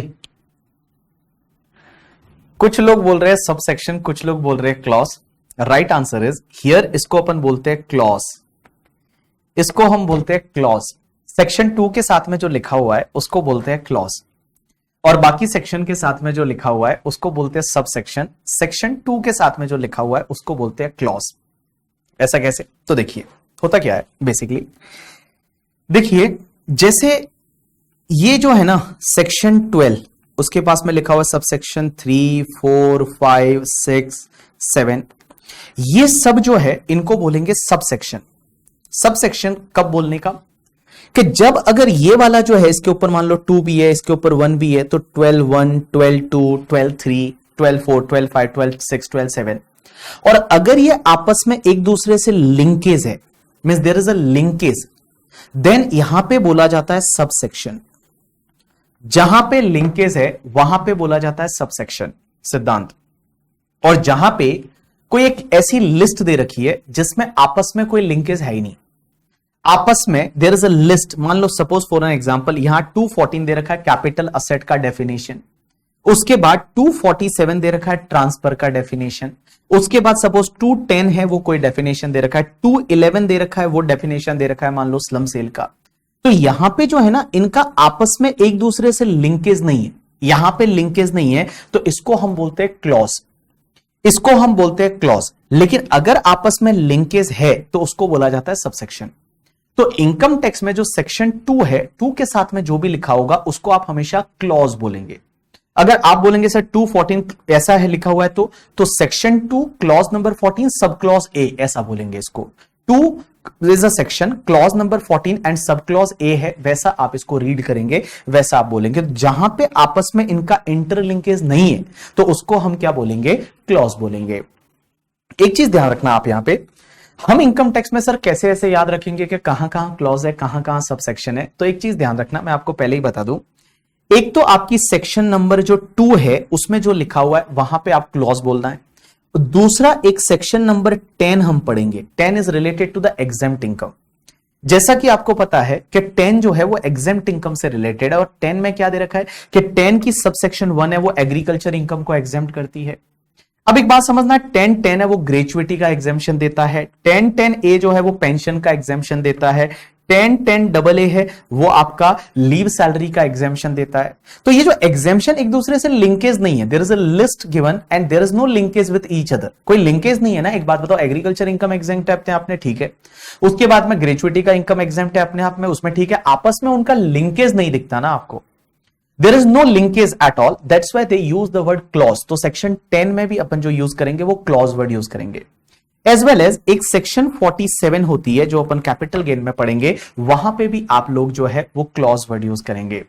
तो ये 3 जगह मैंने बताई, सेक्शन 2 के साथ में, सेक्शन 10 के साथ में और सेक्शन 47 के साथ में, ये 3 जगह ऐसी है जहां पे आपको क्लॉज वर्ड यूज करना है, बाकी सब जगह आप सब सेक्शन वर्ड यूज करेंगे। बाकी सब जगह आप सब सेक्शन वर्ड यूज करेंगे, बट यहां पे जो है वो आपका जो, अब बाकी जगह मतलब यहां पे 3 जगह ऐसी है, 2 है, 10 एंड 47 है, वहां पे पास में जो भी लिखा होगा उसके लिए क्लॉज होता है, बाकी सब जगह सब सेक्शन होती है। क्या एग्जाम में हमको सेक्शंस लिखनी चाहिए क्या? देखो फाइनल लेवल पे तो कुछ सेक्शन लिखनी चाहिए, मैं बताऊं इंटरमीडिएट में नो डाउट बच्चों को अगर सेक्शन याद भी नहीं है तो चलता है, कॉन्सेप्ट याद होना चाहिए, बट अगर आप फाइनल वाले स्टूडेंट है तो ऑब्वियसली आपको सेक्शन लिखनी चाहिए, और सेक्शन लिख के और ढंग से अगर आपको पढ़ोगे तो आपको याद हो जाएगी। जब आप 2-3 बार रिवीजन करते हैं तो बहुत सारी सेक्शन आपको याद हो जाएगी, और अपन क्लास में भी जब पढ़ेंगे तो उस हिसाब से पढ़ेंगे कि आपको सेक्शन है वो क्लियरली दिमाग में बैठ जाए करके, ठीक है। चलिए अब हम जो है वो पढ़ेंगे इनकम टैक्स। अब एक बात समझना, इंटरमीडिएट में आपने पढ़ा हुआ है कि इंटरमीडिएट में आपने पढ़ा हुआ है, दो वर्ड आएंगे बार बार, एक तो होता है तुम्हारा पर्सन और एक होता है असेसी। अब एक बात समझना, ये पर्सन क्या होता है, असेसी क्या होता है। तो पर्सन वही वाले जो आपने इंटरमीडिएट में पढ़ रखे, कौन कौन से, एक तो पर्सन होता है इंडिविजुअल। सो इंडिविजुअल है वो पर्सन है, answer is yes. Individual is a natural person, means a human being करके, दैट इज द इंडिविजुअल। आप इंडिविजुअल हो, मैं इंडिविजुअल हूं, आपके पेरेंट्स इंडिविजुअल में आते हैं, तो इंडिविजुअल पर्सन उसको अपन बोलेंगे, तो इंडिविजुअल पर्सन की कैटेगरी में आता है। उसके बाद में दूसरा जो आपका HUF होता है, हिंदू अनडिवाइडेड फैमिली। तो हिंदू अनडिवाइडेड फैमिली क्या ये भी पर्सन की डेफिनेशन में आता है, answer is yes. HUF is included in the person. अब HUF का मतलब होता क्या है मैं बता दूं, इनकम टैक्स लॉ में HUF के बारे में कुछ बोला हुआ नहीं है। HUF का मतलब क्या है, इनकम टैक्स एक्ट में यही है कि जो हिंदू अनडिवाइडेड फैमिली जो हिंदू लॉ के हिसाब से है, हिंदू लॉ के हिसाब से है, और वो अगर HUF है तो वो यहां पे एक सेपरेट पर्सन माना जाएगा, और वो सेपरेट जो है वो पर्सन माना जाएगा, उसके लिए सेपरेट है वो ITR फाइल होगा, सेपरेट उसके लिए पेन नंबर होगा। तो HUF एक सेपरेट पर्सन माना जाता है हिंदू अनडिवाइडेड फैमिली। क्वेश्चन ये आता है, हिंदू अनडिवाइडेड फैमिली कौन बना सकता है, तो भैया हिंदू अनडिवाइडेड फैमिली जो हिंदू फैमिलीज है, वो हिंदू फैमिलीज HUF है वो कॉन्स्टिट्यूट कर सकती है। अब एक चीज समझना, HUF जो होता है ना, वो HUF में जो भी मेंबर होते हैं और उसके साथ साथ में को पार्टनर्स होते हैं, कोई कोई लोग को पार्टनर्स होते हैं, कोई कोई मेंबर होते हैं, मतलब को पार्टनर जो होते हैं और मेंबर होते हैं, मेंबर मतलब जो HUF के मेंबर है, उसके साथ साथ को पार्टनर किसको बोला जाता है, कि जो फैमिली की प्रॉपर्टी के बंटवारे का हक रखता है, जो फैमिली की प्रॉपर्टी है उसके जो बंटवारे का हक रखता है उसको बोला जाता है को partner. Means any person is having the right of partition of HUF, that person is called the को पार्टनर्स। अब एक बात समझना, क्वेश्चन ये आता है कि जो लड़की होती है मींस फीमेल, वो क्या उनके पेरेंट्स के HUF में को पार्टनर रहेगी, answer is yes. Hindu law में 2005 के आसपास एक ऐसा जजमेंट आया था, उसमें बोला था कि जितना फैमिली की प्रॉपर्टी में जितना लड़के का हक है उतना का उतना लड़की का भी हक है। तो आपने देखा होगा आजकल ये ऐसा होता है कि बहुत बार पेरेंट्स की जो प्रॉपर्टी होती है उसमें लड़की को अगर नहीं बांटते, लड़की को नहीं देते, तो उससे पहले ही आजकल ये लोग क्या करते हैं, पहले ही उससे एक अंडरटेकिंग साइन करा लेते हैं कि अब चलो कोई बात नहीं, मैं मेरी प्रॉपर्टी है मेरे भाई को ट्रांसफर कर लेती हूं। बट अगर लड़कियां चाहे तो अपने पेरेंट की प्रॉपर्टी में हक रख सकती है इन HUF। अब एक चीज समझना सर, HUF जो होता है ना, अब HUF भाई मैं जो आप अभी बोल रहा हूं 2-3 minute, that is not relevant for your examination. HUF में जो प्रॉपर्टीज होती है वो हिंदू अनडिवाइडेड फैमिली की प्रॉपर्टी होती है। अब HUF से रिलेटेड क्या क्या प्रोविजंस है इनकम टैक्स में वो अपन आगे जाके एक जगह पढ़ेंगे। बट एक चीज समझना, जो HUF रहता है वो HUF में there are two type of the, like you can say that school of Hindu law, there are two school of Hindu law. एक आपने नाम सुना होगा दया भागा और एक आपने नाम सुना होगा मिताक्षरा स्कूल ऑफ लॉ। अब ये दया भागा स्कूल ऑफ लॉ क्या होता है, मिताक्षरा स्कूल ऑफ लॉ क्या होता है, तो दया भागा स्कूल ऑफ लॉ है ना, वो सिर्फ वेस्ट बंगाल और आसाम में लगता है, आसाम एंड वेस्ट बंगाल में लगता है, उसको बोला जाता है दया Bhaga school of law. Daya Bhaga school of law में क्या होता है कि अगर मान लो कोई पेरेंटल प्रॉपर्टी है, पेरेंटल प्रॉपर्टी है, तो उसमें जैसे ही बच्चे का जन्म होता है उस पेरेंटल प्रॉपर्टी में उसका राइट नहीं है, जन्म से राइट नहीं है, जैसे ही बर्थ हो गया, बर्थ होते ही उसका राइट नहीं है, जब तक कि उसके जो एल्डर है वो एल्डर जिंदा है। मींस अगर मान लो, मैं बता दूं कि अगर मान लो किसी के पापा जिंदा है तो उसके बेटे का हक या बेटी का हक प्रॉपर्टी में नहीं है, या आसाम में लगता है as well as the West Bengal में लगता है, उनकी डेथ के बाद ही उनका हक आता है। उनका हक मींस उनका जो राइट है वो आफ्टर डेथ ओनली आता है। लेकिन एक मिताक्षरा स्कूल ऑफ लॉ है जो पूरे इंडिया में लगता है other than West Bengal and Assam. और मिताक्षरा स्कूल ऑफ लॉ क्या बोलता है कि अगर कोई भी फैमिली है और उसमें किसी बच्चे का जन्म होता है, बच्चे का जो जन्म होता है वो बच्चे का जन्म होते ही उसकी पेरेंटल प्रॉपर्टी में उसका हक आ जाता है, that is called your Mitakshara school of law. अगर बच्चे का जन्म हुआ, जैसे मान लो मेरा बच्चे का जन्म हुआ, तो जन्म होते ही मेरी जो पेरेंटल प्रॉपर्टी रहेगी उसमें उसका हक है, मींस वो बंदे का उसमें हक है, ये जन्म से, बर्थ से उसका राइट आ जाता है। जैसे for an example, Mukesh Ambani का जो लड़का है उसका लड़का हुआ, तो मुकेश अंबानी के घर में लड़के का लड़का हुआ, तो उसका जो लड़के का हक है, मींस उसका राइट है, उसकी पेरेंटल प्रॉपर्टी में आ जाता है, that is called Mitakshara school of law. तो Mitakshara school of law and Daya Bhaga school of law, Daya Bhaga school of law is applicable to the West Bengal and Assam, and Mitakshara school of law is applicable to the all India except West Bengal and Assam. चलिए, तो HUF जो है वो आपको यहां पे इतना ध्यान रखना है कि HUF is a separate person in the income tax act. अब एक चीज समझना, हिंदू फैमिलीज एचयूएफ बना सकती है, आंसर इज यस। लेकिन क्या जैन फैमिली एचयूएफ बना सकती है? Answer is yes. Jain family बना सकती है, as well as the Punjabi जो सिख फैमिलीज है वो भी एचयूएफ बना सकते हैं। तो सिख फैमिलीज एचयूएफ बना सकती है, जैन फैमिलीज एचयूएफ बना सकती है, हिंदू फैमिलीज एचयूएफ बना सकती है। लेकिन एक चीज ध्यान रखना, मुस्लिम है या कैथलिक है करके, ठीक है, या फिर पारसी है, वो लोग एचयूएफ नहीं बना सकते। तो मुस्लिम है, कैथलिक है एंड पारसी है, वो लोग एचयूएफ नहीं बना सकते। बट बाकी जो है एचयूएफ में आपके हिंदू लोग हैं जिनका रिलीजन है वो हिंदू है, या जैन है या सिख है, ये लोग एचयूएफ बना सकते हैं। प्रैक्टिकल लाइफ में एचयूएफ का क्या इंपॉर्टेंस है तो मैं बता दूं, प्रैक्टिकल लाइफ में तो क्या होता है, प्रैक्टिकल लाइफ में तो क्या होता है ना कि एचयूएफ क्यों बनाया जाता है, कुछ सिर्फ बेसिक एग्जामिशन का बेनिफिट लेने के लिए, कि एचयूएफ की इनकम थोड़ी डाइवर्ट कर लो और बेसिक एग्जामिशन का बेनिफिट ले लो। आपके ऑफिस में भी ऐसे बहुत सारे क्लाइंट आते होंगे जो आपको बोलते होंगे एचयूएफ बना लो हमारा करके, ठीक है। तो हमारे ऑफिस में भी पहले मैं प्रैक्टिस करता था, तो उस टाइम आते थे कि हमारा एचयूएफ बना दो, तो मैं बोलता था एचयूएफ तुम बना के लाओ, हम उसका रिटर्न फाइल करेंगे, उसका पैन कार्ड बनाएंगे करके, ठीक है। बाकी एचयूएफ बनाना तो तुम ही को है, खुद ही एचयूएफ बना के लेकर, हम कैसे एचयूएफ तुम्हारा बना लेंगे, तुम एचयूएफ बना लो। और क्या होता है ना, जब फैमिली है, जैसे हस्बैंड एंड वाइफ है, उनमें किसी बच्चे का जन्म होता है तो उसको एचयूएफ बना देते हैं। जैसे ही बच्चे का जन्म होता है वहां एचयूएफ बन जाता है। चलिए, इसके बाद में तीसरा पर्सन जो हमारे इनकम टैक्स लॉ में है, that is the partnership firm. Firm को एक अलग पर्सन माना जाता है, लेकिन एक चीज ध्यान रखना, firm is always include LLP. LLP हमेशा उसमें इंक्लूड होगी। जो लिमिटेड लाइबिलिटी पार्टनरशिप है, वो limited liability partnership always include होगी फर्म में।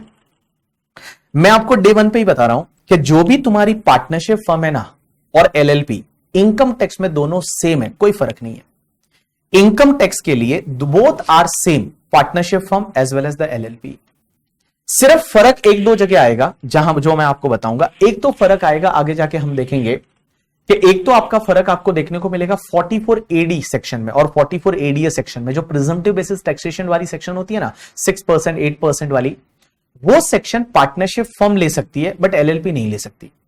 सिर्फ ये एक फर्क है जो आपको देखने को मिलेगा। अदरवाइज इन इनकम टैक्स जितने भी हम प्रोविजन पढ़ेंगे, जहां जहां पार्टनरशिप फर्म लिखा हुआ है, it's always include the limited liability partnership firm also, उसमें एलएलपी भी इंक्लूड हो जाएगी। चलिए, अब एक और चीज समझना, पार्टनरशिप फर्म के बाद में एक चौथा पर्सन आता है, that is called company. Company भी आपका एक पर्सन है। अब आप बोलेंगे सर कंपनी का मतलब क्या, तो company means a body corporate. Body corporate either registered in India या रजिस्टर्ड आउटसाइड इंडिया है, उसको अपन बोलेंगे कंपनी। तो इंडियन कंपनी होती है, फॉरेन कंपनी होती है, एक डोमेस्टिक कंपनी और होती है। अब आप बोलोगे ये डोमेस्टिक कंपनी क्या होता है। डोमेस्टिक कंपनी जो है, वो डोमेस्टिक कंपनी क्या होता है वो अपन आगे जाके देखेंगे कि डोमेस्टिक कंपनी किसको बोलते हैं। तीन तरह की कंपनी होती है, one is the Indian company, one is the foreign company and one is the domestic company. तो ये डोमेस्टिक कंपनी क्या होता है और इंडियन कंपनी और डोमेस्टिक कंपनी में क्या फर्क है, ये मैं आपको डिविडेंड वाले टॉपिक में सिखाऊंगा। तो जब मैं आपको डिविडेंड सिखाऊंगा वहां पे मैं आपको ये सिखा दूंगा। उसके बाद कंपनी के बाद 5वें नंबर पे आपका आता है AOP BOI. AOP BOI, AOP BOI means association of person and body of individual. अब आप बोलेंगे ये एओपी बीओआई क्या होता है, तो एओपी बीओआई क्या होता है कि जब कुछ लोग साथ में मिलके कुछ काम करते हैं और वो पार्टनरशिप फर्म या कंपनी का कॉन्स्टिट्यूशन नहीं करते हैं, तो उसको बोला जाएगा एओपी बीओआई। एग्जाम्पल के लिए हम लेते हैं जॉइंट वेंचर। एग्जाम्पल के लिए जैसे जॉइंट वेंचर है, हुआ क्या कि मान लो दो लोगों ने कोई जॉइंट वेंचर चालू किया और उन्होंने उसको पार्टनरशिप फर्म का रूप नहीं दिया है या उसको कंपनी का रूप नहीं दिया है, तो उसको एओपी बीओआई माना जाएगा। एक और एग्जांपल लेता हूं, आपने सुना होगा ट्रस्ट, जो ट्रस्ट होते हैं चैरिटेबल रिलीजियस ट्रस्ट, एनजीओज। तो एनजीओज का अगर रजिस्ट्रेशन नहीं कराया और कुछ ट्रस्टी मिलके एक ट्रस्ट चालू करते हैं, तो वो भी आपका एओपी बीओआई माना जाएगा। जो एओपी बीओआई माना जाएगा मींस उसको जो है वो एओपी बीओआई माना जाएगा। अगर उसका रजिस्ट्रेशन नहीं हुआ है तो that will be treated as a AOP BOI only और एओपी बीओआई की कैटेगरी में आ जाएगा। दोनों में फर्क यह है एओपी और बीओआई में कि in association of person any person can become the member. In AOP any person can become the member means अगर मान लो फॉर एन एग्जांपल एक कंपनी है जिसका नाम है केके लिमिटेड और एक बंदा है जिसका नाम है मिस्टर बीबी, तो क्या ये दोनों मिलके एओपी बना सकते हैं? आंसर इज यस, बना सकते हैं, कोई दिक्कत नहीं। Any person can become the member in the AOP, association of person. But when its comes to the body of individual ना, देन ओनली इंडिविजुअल मेंबर ही बना सकते हैं बॉडी ऑफ इंडिविजुअल। ओनली जो इंडिविजुअल मेंबर है, सिर्फ individual member है। जैसे मान लो हमारे बैच के जितने भी बच्चे हैं और हमारे बैच के ये जितने भी बच्चे, हमने मिलके और एक मान लो कुछ स्टार्ट किया और हम उसको पार्टनरशिप फर्म कंपनी में नहीं ले जाते, तो वो आपका बॉडी ऑफ इंडिविजुअल माना जाएगा। तो बॉडी ऑफ इंडिविजुअल में सिर्फ इंडिविजुअल लोग ही मेंबर बनते हैं, बट एसोसिएशन ऑफ पर्सन में कोई भी पर्सन है वो आपका मेंबर बन सकता है। अब एक और चीज समझना, उसके बाद में पॉइंट नंबर 6 में जो आपका पर्सन आता है, that is the local authority. एक लोकल अथॉरिटी है, वो लोकल अथॉरिटी भी पर्सन में आता है। लोकल अथॉरिटी का मतलब, एग्जांपल के लिए मैं बता दूं, आपके मुंबई में जैसे हमारी बीएमसी है, बृहन्मुखी मुंबई कॉर्पोरेशन, म्युनिसिपल कॉर्पोरेशन, आपके वहां पे जो ग्राम पंचायत है, आपके यहां पे जो कंटोनमेंट बोर्ड ग्राम पंचायत वगैरह जो है, या फिर नगर पालिका है, तो वो आपका आता है लोकल अथॉरिटी में। और उसके बाद में लास्ट पर्सन की कैटेगरी में आता है आर्टिफिशियल जुरिडिकल पर्सन। ये आर्टिफिशियल जुरिडिकल पर्सन क्या होता है कि जो ऊपर जितने भी दे रखे हैं पर्सन, अगर वो उसमें कवर नहीं होता तो वो आपके आर्टिफिशियल जुरिडिकल पर्सन में कवर हो जाएगा। एग्जांपल के लिए आप ले लीजिए, जैसे यूनिवर्सिटी है, कोई यूनिवर्सिटी है, तो यूनिवर्सिटी कहां पे कवर होगी? तो यूनिवर्सिटी अगर मान लो वो individual, HUF, partnership firm, company, AOP, BOI, local authority में नहीं आती है, तो वो आर्टिफिशियल जुरिडिकल पर्सन में आएगा। जितने देवी देवता वगैरह है करके, ठीक है, जितने भी भाई भगवान के जो देवी देवता वगैरह है, they will covered in the artificial juridical person. So if any person is not covered above, in that case that person will be covered in the AJP, that is artificial juridical person. अब एक चीज समझना आप लोग, sir एक बात बताइए, ये लोग जो है ये पर्सन है, लेकिन ये जो पर्सन है ना, ये पर्सन एसएससी कब बन जाएगा? When this person is required to pay tax. Means अगर ये पर्सन है, ये person required to pay tax है, या फिर कोई टैक्स है, फीस है, कोई चार्ज है, कोई इंटरेस्ट है in the income tax act, if that person is required to pay tax, अगर ये रिक्वायर्ड टू पे टैक्स है, तो उस केस में ये जो एसएससी है, ये तुम्हारा पर्सन क्या बन जाएगा? एसएससी बन जाएगा। चलिए, ये आपके लिए एक होमवर्क रहा आज के लिए। कोई बोल रहे हैं कि ट्रस्ट किस में आएगा, आप आज देख के आएंगे करके, ठीक है, आज आप देख के आएंगे और मुझे बताएंगे कल 2-3 चीजें। एक तो कोऑपरेटिव सोसाइटी किस में आएगी? कोऑपरेटिव सोसाइटी है, वो कोऑपरेटिव सोसाइटी किस में आएगी? दूसरा, अगर कोई ट्रस्ट जो रजिस्टर्ड है, वो ट्रस्ट किस में आएगा? हाँ, तो 2 चीजें आप देख के आएंगे और आप मुझे बताएंगे। आप लोग कैसे देख सकते हैं? आपके ऑफिस में जाइएगा, ऑफिस में किसी ट्रस्ट का पेन नंबर लीजिए और पेन नंबर से आपको पता चल जाएगा कि वो कौन से पर्सन की कैटेगरी में आता है। तो आप कोऑपरेटिव सोसाइटी और ट्रस्ट जो है उसका आप देख के आएंगे कि ये कौन से पर्सन की कैटेगरी में आते हैं। That will be your homework, ये आपका होमवर्क रहेगा। थोड़ा आरएनडी करके आएंगे, कोऑपरेटिव सोसाइटी और ट्रस्ट है वो कौन से कैटेगरी में आएगा इसमें से, अगर पर्सन की डेफिनेशन में देखो तो। नेक्स्ट पार्ट अपन बात कर रहे हैं, सर एसएससी कौन होगा? तो assessee is a person who required to pay the tax. अगर कोई person required to pay the tax है तो वो एसएससी बन जाएगा। एग्जांपल के लिए मैं लूं, जैसे मान लो मैं पर्सन हूं, आंसर इज यस, मैं पर्सन हूं, लेकिन मेरी जो इनकम है वो हर साल की 2.5 लाख रुपए से ज्यादा है, तो क्या मैं एसएससी बन गया? आंसर इज यस, मैं एसएससी बन गया। तो मैं यहां पे पर्सन भी हूं और मैं एसएससी भी बन गया, तो मैं एसएससी हो गया करके। अब एक बात समझना, required to pay the tax in income tax, वो पर्सन जो है required to pay the tax या any sum in the income tax, वो पर्सन क्या बन जाएगा? एसएससी बन जाएगा। अब यहां पे एक चीज समझना, मैं बोल रहा हूं कि required to pay the tax है, यस कोई सम है, वो एसएससी बन जाएगा। इसके साथ साथ में एक और कॉन्सेप्ट आएगा, बहुत सारी जगह हम देखेंगे कि एक एसएससी इन डिफॉल्ट बना दिया जाता है, किसी पर्सन को एसएससी इन डिफॉल्ट बना दिया। अब ये एसएससी इन डिफॉल्ट का मतलब क्या होता है कि जैसे मान लो आपके ऑफिस में आपके किसी क्लाइंट को एक डिमांड नोटिस आया इनकम टैक्स डिपार्टमेंट से, और वो डिमांड आप पे ही नहीं कर रहे हो, तो आप डिफॉल्ट में बन जाते हो, एसएससी इन डिफॉल्ट। तो एसएससी इन डिफॉल्ट बन जाता है कोई पर्सन, तो वो भी आपका एसएससी ही माना जाता है।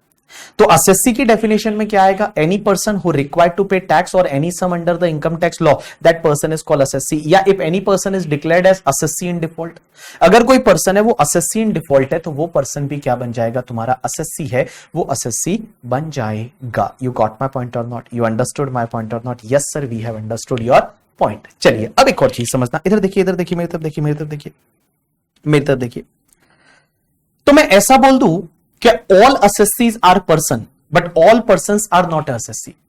मींस ये जो लोग हैं ये तुम्हारे पर्सन तो है, बट ये असेसी तभी बनेंगे जब they required to pay the tax in income tax law, means required to pay any sum in income tax law, तो वो असेसी बन जाएगा। बट अदरवाइज वो पर्सन है, तो you all are the person but not assessee. I am the person as well as I am the assessee, तो मैं assessee भी हूं और उसके साथ साथ मैं पर्सन भी हूं करके, ठीक है। चलिए अब एक काम करते हैं।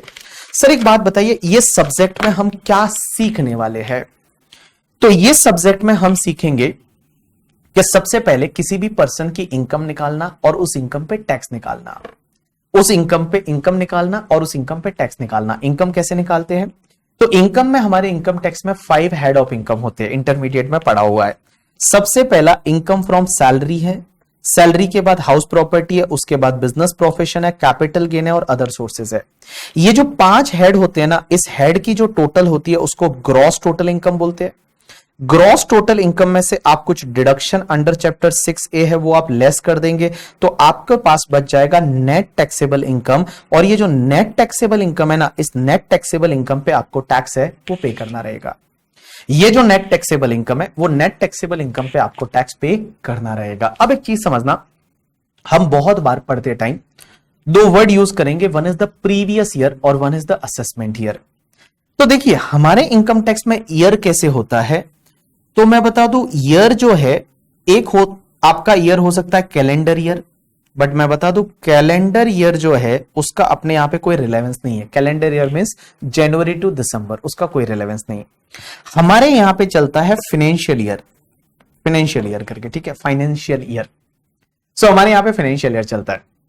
अब एक बात समझना, ये फाइनेंशियल ईयर में 2 तरह के ईयर होते हैं, one is your previous year and one is your assessment year. अब आप बोलेंगे प्रीवियस ईयर किसको बोलते हैं और असेसमेंट ईयर किसको बोलते हैं? तो देखिए प्रीवियस ईयर बेसिकली उस ईयर को बोलते हैं जिस ईयर में आप इनकम अर्न करते हैं, इनकम अर्न करते हैं उस ईयर को बोला जाता है आपका प्रीवियस ईयर।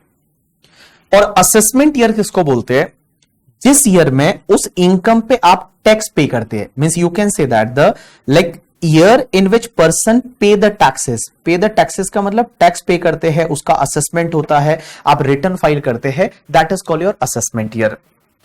प्रीवियस ईयर वो वाला ईयर जिस ईयर में आप इनकम को कमाते हैं, और असेसमेंट ईयर वो वाला ईयर जिस ईयर में आप उस इनकम पे टैक्स भरते हैं। तो previous year is a year in which you earn the income and assessment year is a year in which you pay the taxes to the government, that is called your assessment year. अब एक चीज समझना, आपके exam के लिए जो भी हम कंप्यूटेशन करेंगे टोटल इनकम का, टैक्स लायबिलिटी का एंड ऑल, आपके एग्जाम के लिए आपका प्रीवियस ईयर है that is 20 to 23 for your examination. Your previous year is 20 to 23 and guys आपका जो असेसमेंट ईयर है that is 23-24 is your assessment year. 20 to 23 is a previous year and assessment year is 20 to 23। तो previous year अपना कहां से कहां तक चालू होता है? 1 अप्रैल 2022 से लेके और 31 मार्च 2023। इस पर्टिकुलर पीरियड में आप जो भी इनकम कमाएंगे, इस पर्टिकुलर पीरियड में आपने जो भी इनकम कमाया, उस इनकम के पे आपको जो टैक्स भरना है वो आपको इस ईयर में भरना है, दैट इज 1 अप्रैल 2023 से लेके और 31 मार्च 2024 तक। सो 1 अप्रैल 2023 से लेके और 31 मार्च 2024, that is called your assessment year.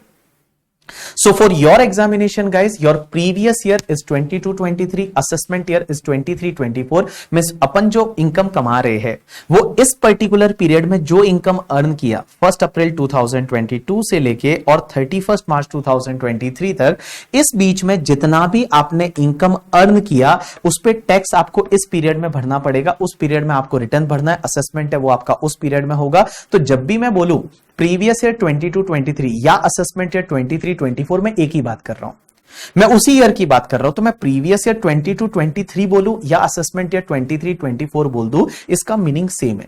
मैं बहुत बार बोलता हूं income is taxable for the assessment year 23-24, means obviously this income is earn in the previous year 20 to 23। तो मैं बहुत बार ऐसा बोलूंगा income is earn in like this income tax is required to pay in the previous year 20 to 23। Previous year 20 to 23 का मतलब यही हुआ असेसमेंट ईयर 23-24 करके, ठीक है। अब एक चीज समझना, सर आपके एग्जाम के लिए, मींस आप लोगों के एग्जाम के लिए सर एक बात बताइए, कौन सा फाइनेंस एक्ट एप्लीकेबल है? That is finance act 2022 is applicable for your examination. Sir if we are appearing for the exam in the May November 2023 या CMA final June December 2023, sir हमारे एग्जाम की date तक तो already finance act 2023 आ चुका होगा. Is that act will be applicable for our examination? Answer is no, guys. That will not be applicable for your examination. For your examination, always remember whatever amendment made by the Finance Act 2022, only that is applicable for your examination. आपके लिए जो applicable है वो सिर्फ क्या applicable है? That is the, आपके लिए जो एप्लीकेबल है वो फाइनेंस एक्ट 2022 है, यही आपके लिए एप्लीकेबल है. आपके लिए बाकी चीजें एप्लीकेबल नहीं है. लेकिन अगर मैं बात करूं कि आपके एग्जाम से पहले 6 मंथ पहले तक अगर कोई नोटिफिकेशन सर्कुलर आते हैं, that is applicable for your examination. So any notification circular before the 6th month of your examination, suppose you are appearing in the month of November, तो नवंबर से 6 महीने पहले चले जाइए तो आपका 30th अप्रैल 2023 तक 30th अप्रैल 2023 तक जो भी नोटिफिकेशन सर्कुलर है, obviously that is going to be applicable for your examination, but Finance Act 2022 only applicable for your examination. Finance Act 2023 is not going to apply for your examination. चलिए अब एक और चीज समझते हैं. इधर देखिए, अब अपन पढ़ना चालू करते हैं कोई ढंग की चीज करके, ठीक है? तो चलिए हम सबसे पहले चालू करते हैं पहला टॉपिक. और पहला टॉपिक जो कॉम्पैक्ट में दे रखा है, आपके पास कॉम्पैक्ट नहीं है, आपको बुक में देखने की जरूरत नहीं. जब मैं आपको बोलूं बुक में देखना है तभी आपको बुक में देखना है, अदरवाइज आपका पूरा ध्यान यहां होना चाहिए, आप बुक में नहीं देखेंगे. तो चलिए सबसे पहले हम चालू करने वाले हैं आज, that is the tax rate. Tax rate for assessment year 23-24, या मैं बोल दूं प्रीवियस ईयर 22-23, क्योंकि इनकम आप प्रीवियस ईयर 22-23 में कमाएंगे, उस पे टैक्स है वो 23-24 में पे करेंगे. अब एक चीज समझना, मैंने आपको बोला previous year is a year in which you earn the income. So previous year 22-23, it's start from 1 April 2022 till 31 March 2023. Assessment year is a next year. एक चीज ध्यान रखना, assessment year will always be period of the 12 month. Means assessment year हमेशा आपका 12 महीने का रहेगा, 12 month का रहेगा. लेकिन गाइस प्रीवियस ईयर है ना, वो आपका 12 मंथ से कम हो सकता है. प्रीवियस ईयर आपका 12 मंथ से कम हो सकता है. ये कौन से केसेस में हो सकता है? प्रीवियस ईयर है वो आपका 12 मंथ से कम हो सकता है. और ये कौन से केसेस में हो सकता है पता है? प्रीवियस ईयर आपका 12 मंथ से कम हो सकता है. और ये कौन से केसेस में हो सकता है? जैसे आपने बिजनेस ही नया चालू किया है. There may be possibility ना कि you have started the business on the 10 December 2022. So your previous year will start from 10 December 2022 till 31st March 2023. Means आपका ये previous year रहेगा. But assessment year will be of the 12 month. So always remember your assessment year will always be of the 12 month, but previous year may be less than 12 month also if you have started the business in the current year.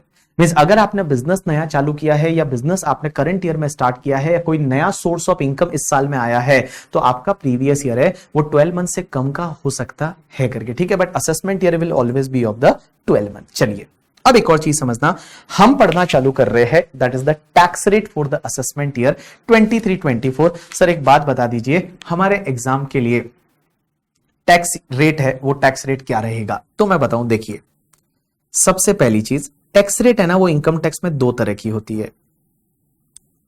एक तो आपकी है normal tax rate, या जिसको मैं general tax rate बोल सकता हूं, और एक आपकी है स्पेशल टैक्स रेट.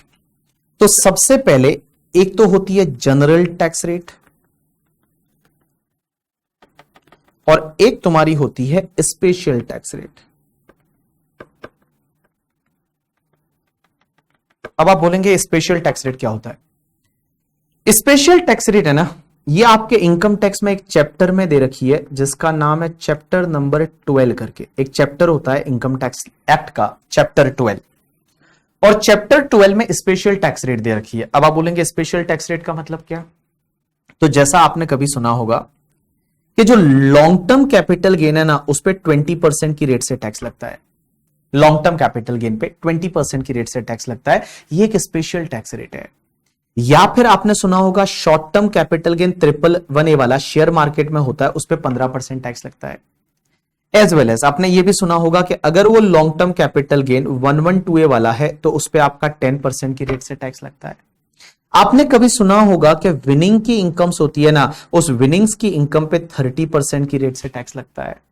आपने ये भी सुना होगा कि अभी इंडिविजुअल के लिए एक ऑल्टरनेटिव टैक्सेशन रिजिम और आया है, और ऑल्टरनेटिव टैक्सेशन रिजिम में आपने सुना होगा कि एक सेक्शन है 115 बीएसी, और वो 115 बीएसी में आपको पता है 6 स्लैब रेट है, 5%, 10%, 15%, 20%, 25%, 30%, इतनी सारी स्लैब रेट की टैक्स रेट है। तो वहां वो 115 बीएसी में टैक्स लगता है स्पेशल रेट से।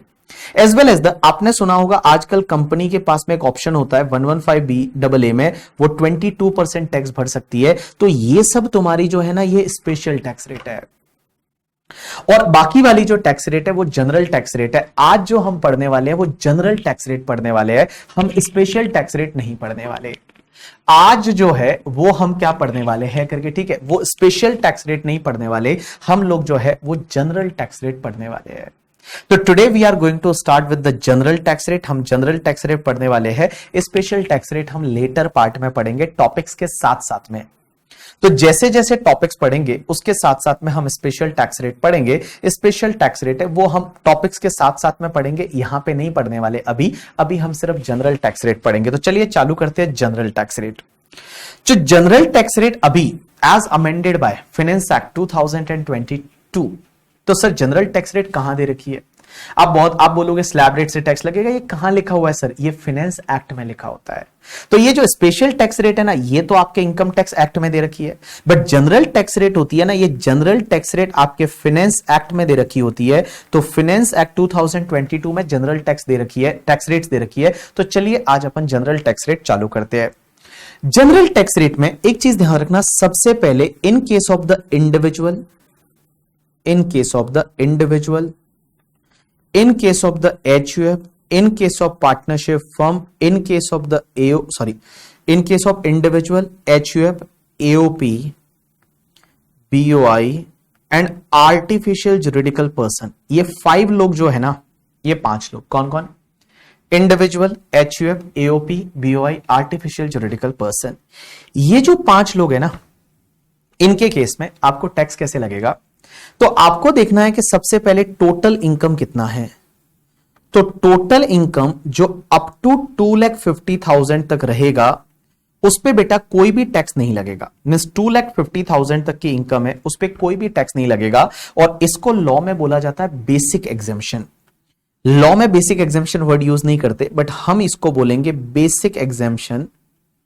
लॉ में इसके लिए एक वर्ड यूज होता है, दैट इज द MANCT, और MANCT का मतलब होता है maximum amount which is not chargeable to tax. Maximum amount which is not chargeable to tax, that is called your basic exemption. So 2,50,000 rupees is a basic exemption. 2,50,000 तक की income पे कोई भी टैक्स नहीं लगता है। अगर आपकी इनकम सिर्फ 2,50,000 है उस पर कोई भी टैक्स नहीं लगता। इसको बोलते हैं MANCT। MANCT का मतलब maximum amount which is not chargeable to tax, that is the 2,50,000। अब एक बात समझना, आपका जो भी इनकम 2,50,000 से ज्यादा वाला रहेगा एंड अप टू 5 लाख तक का जो इनकम रहेगा, मींस 2,50,000 से ज्यादा अप टू 5 लाख, तो उस पे आपका 5% की रेट से टैक्स लगेगा। उसके बाद में जो भी 5 लाख रुपए से ज्यादा है और अप टू आपका 10 लाख रुपीस तक का इनकम है उस पर 20% की रेट से टैक्स लगेगा, और 10 लाख रुपीस से जितना भी ज्यादा इनकम रहेगा उस पर आपको 30% की रेट से टैक्स लगेगा। तो सबसे पहले in case of the individual, HUF, AOP, BOI, artificial juridical person, इन लोगों के केस में if total income is up to 2,50,000 there is no tax. If it is more than 250 up to 5 lakh there is a 5% tax. More than 5 up to 10 lakh 20% tax. More than 10 lakh it is a 30% tax. अब एक चीज समझना, ये बात हो रही है individual, HUF, AOP, BOI, artificial juridical person. अब एक चीज समझना, ये individual, HUF, AOP, BOI, artificial juridical person के केस में आपका ये स्लैब रेट रहेगा, भले ये रेजिडेंट है या रेजिडेंट एंड ऑर्डिनरीली रेजिडेंट है, या resident but not ordinary resident है, या फिर नॉन रेजिडेंट है। मींस इन सिंपल वर्ड बता दूं, भले ये रेजिडेंट है या नॉन रेजिडेंट है, ये स्लैब रेट रहेगी। Up to 2,50,000 there is no tax, 250 to 5 lakh 5%, 5 lakh to 10 lakh 20%, more than 10 lakh 30%। कौन सी? Total income. Total income means net taxable income. Net taxable income means आप जो deduction वगैरह यहां पे लेने के बाद जो बचेगा, that is called net taxable income, ये वाला इनकम। अगर ये वाला इनकम जो है ये आपका अप टू 2 लाख है तो कोई टैक्स नहीं लगेगा। 2 lakh to 5 lakh 5%, 5 lakh to 10 lakh 20%, more than 10 lakh 30%। चलिए अब एक बात समझना, लॉ मेकर्स बोलते हैं कि अगर कोई पर्सन है ना वो सीनियर सिटीजन है, और सीनियर सिटीजन ऑब्वियसली एक इंडिविजुअली हो सकता है, सीनियर सिटीजन है, सीनियर सिटीजन है। सीनियर सिटीजन किसको बोलेंगे? तो सीनियर सिटीजन को डिफाइन करते हैं कि अगर कोई भी रेजिडेंट इंडिविजुअल है, रेजिडेंट इंडिविजुअल जिसका एज 60 इयर्स और मोर हो गया इन प्रीवियस ईयर, जिसका एज 60 इयर्स और मोर हो गया in previous year, that is called your senior citizen. तो सीनियर सिटीजन को मैंने डिफाइन किया, रेजिडेंट इंडिविजुअल होना चाहिए जिसका एज 60 इयर्स और मोर है in the previous year, that is person is called senior citizen.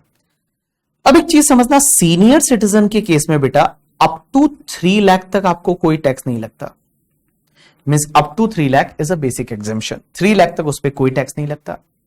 उसके बाद में जो भी आपका 3 लाख तक का इनकम है उससे लेके अप टू 5 लाख आपको 5% की रेट से टैक्स लगेगा। उसके बाद 5 लाख से लेके and guys up to 10 lakh तक की इनकम पे आपको 20% टैक्स लगेगा, और 10 लाख से जितना भी ज्यादा इनकम रहेगा उस पे आपको 30% की रेट से टैक्स लगेगा। तो देखिए मैंने क्या बोला, अगर कोई पर्सन सीनियर सिटीजन है तो सीनियर सिटीजन के केस में, सीनियर सिटीजन का मतलब रेजिडेंट इंडिविजुअल जिसका एज 60 इयर्स और मोर है इन द प्रीवियस ईयर, उसके लिए 3 lakh is a basic exemption. 3 lakh तक कोई भी टैक्स नहीं लगेगा। 3 lakh to 5 lakh 5%, 5 lakh to 10 lakh 20%, more than 10 lakh 30%। Sir एक बात बताइए, आप सीनियर सिटीजन को यहां डिफाइन कर रहे हैं, सीनियर सिटीजन के लिए आपने यहां लिखा है रेजिडेंट। एक बात मैं आपको बता दूं, आप पहले से कान खोल के दिमाग में डाल देना, अगर कोई पर्सन है, जैसे मान लो ये पर्सन है, this person is a non resident and that person is having the age of 72 years, is this person is a senior citizen? Answer is no, ये पर्सन सीनियर सिटीजन नहीं है, क्योंकि सीनियर सिटीजन होने के लिए सबसे पहली जरूरत है वो पर्सन रेजिडेंट होना चाहिए।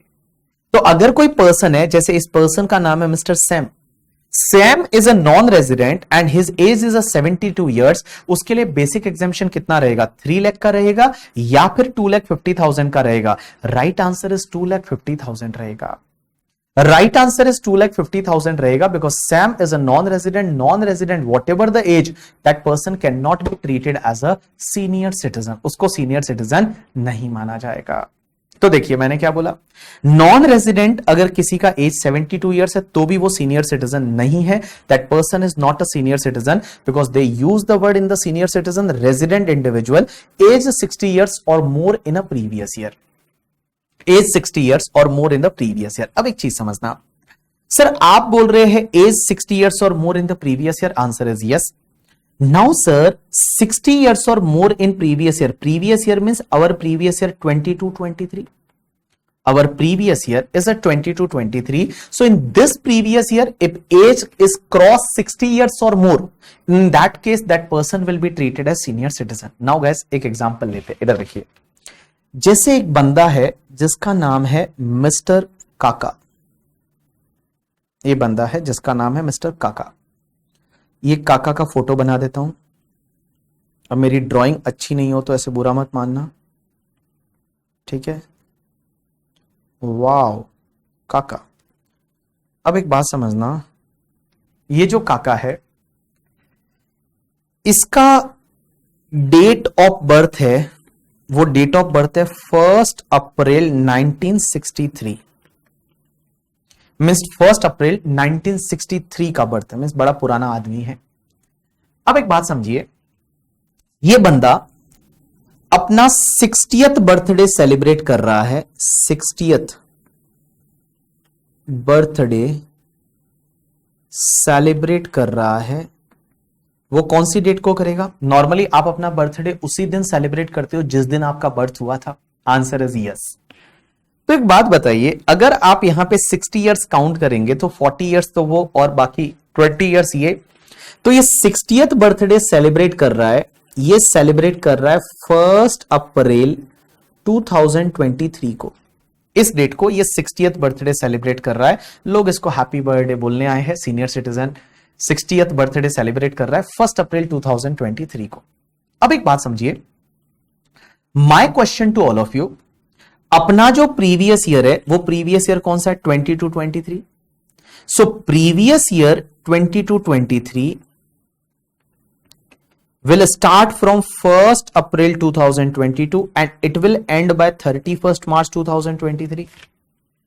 अब एक बात समझिए, ये अपना प्रीवियस ईयर है and he is celebrating his birthday exactly after this previous year on the next day when he is cutting the cake. Means people are saying happy birthday to mister Kaka, that is on 1st April 2023।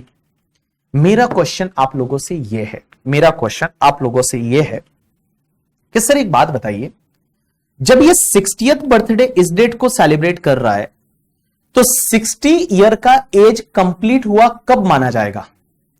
Means when it is assume, when it is like we will consider that कि he has completed the age of the 60 years.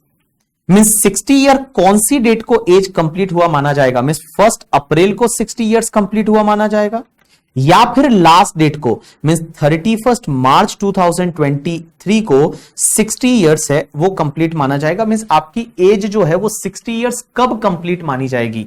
जिस दिन आप अपना birthday celebrate कर रहे हैं उसी दिन या उसके प्रीवियस डे पे, इसका मतलब लास्ट डे पे। चलिए बताइए मुझे कब माना जाएगा, कब माना जाएगा कि आपने एज जो है वो 60 इयर्स की कंप्लीट कर दी? एज जो है वो आपने 60 इयर्स की कंप्लीट कर दी, ऐसा कब माना जाएगा? ऑन सेम डेट और on the last date? On same date और ऑन द लास्ट डेट?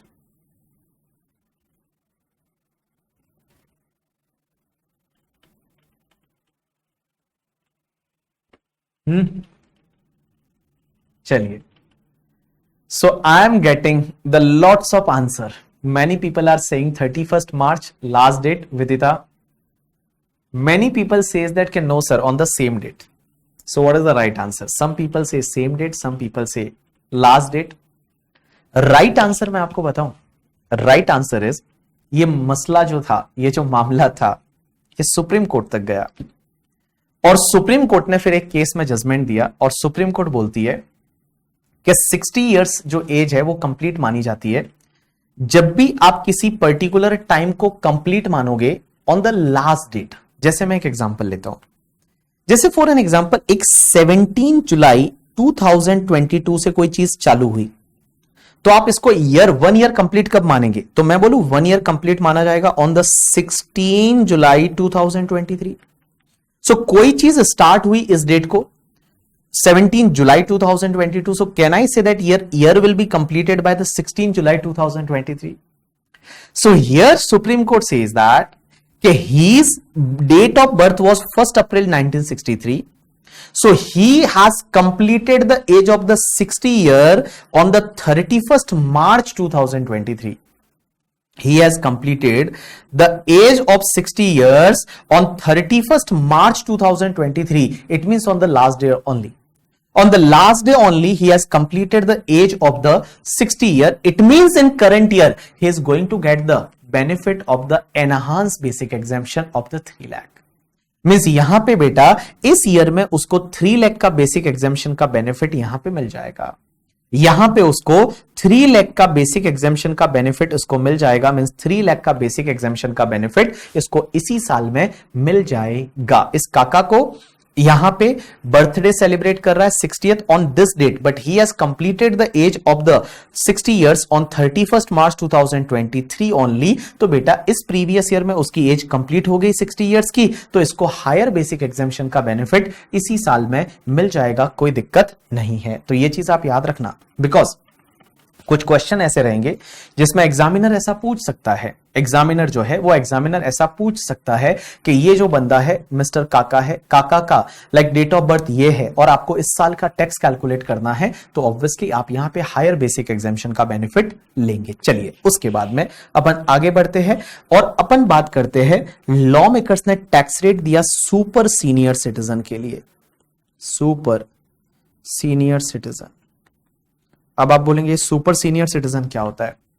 तो सुपर सीनियर सिटीजन मींस अगर कोई भी रेजिडेंट इंडिविजुअल है, यहां पे भी रेजिडेंट वर्ड यूज किया है, रेजिडेंट इंडिविजुअल, और रेजिडेंट इंडिविजुअल का एज जो है ना वो 60 इयर्स की जगह आपका 80 इयर्स और मोर है, 80 years or more in previous year.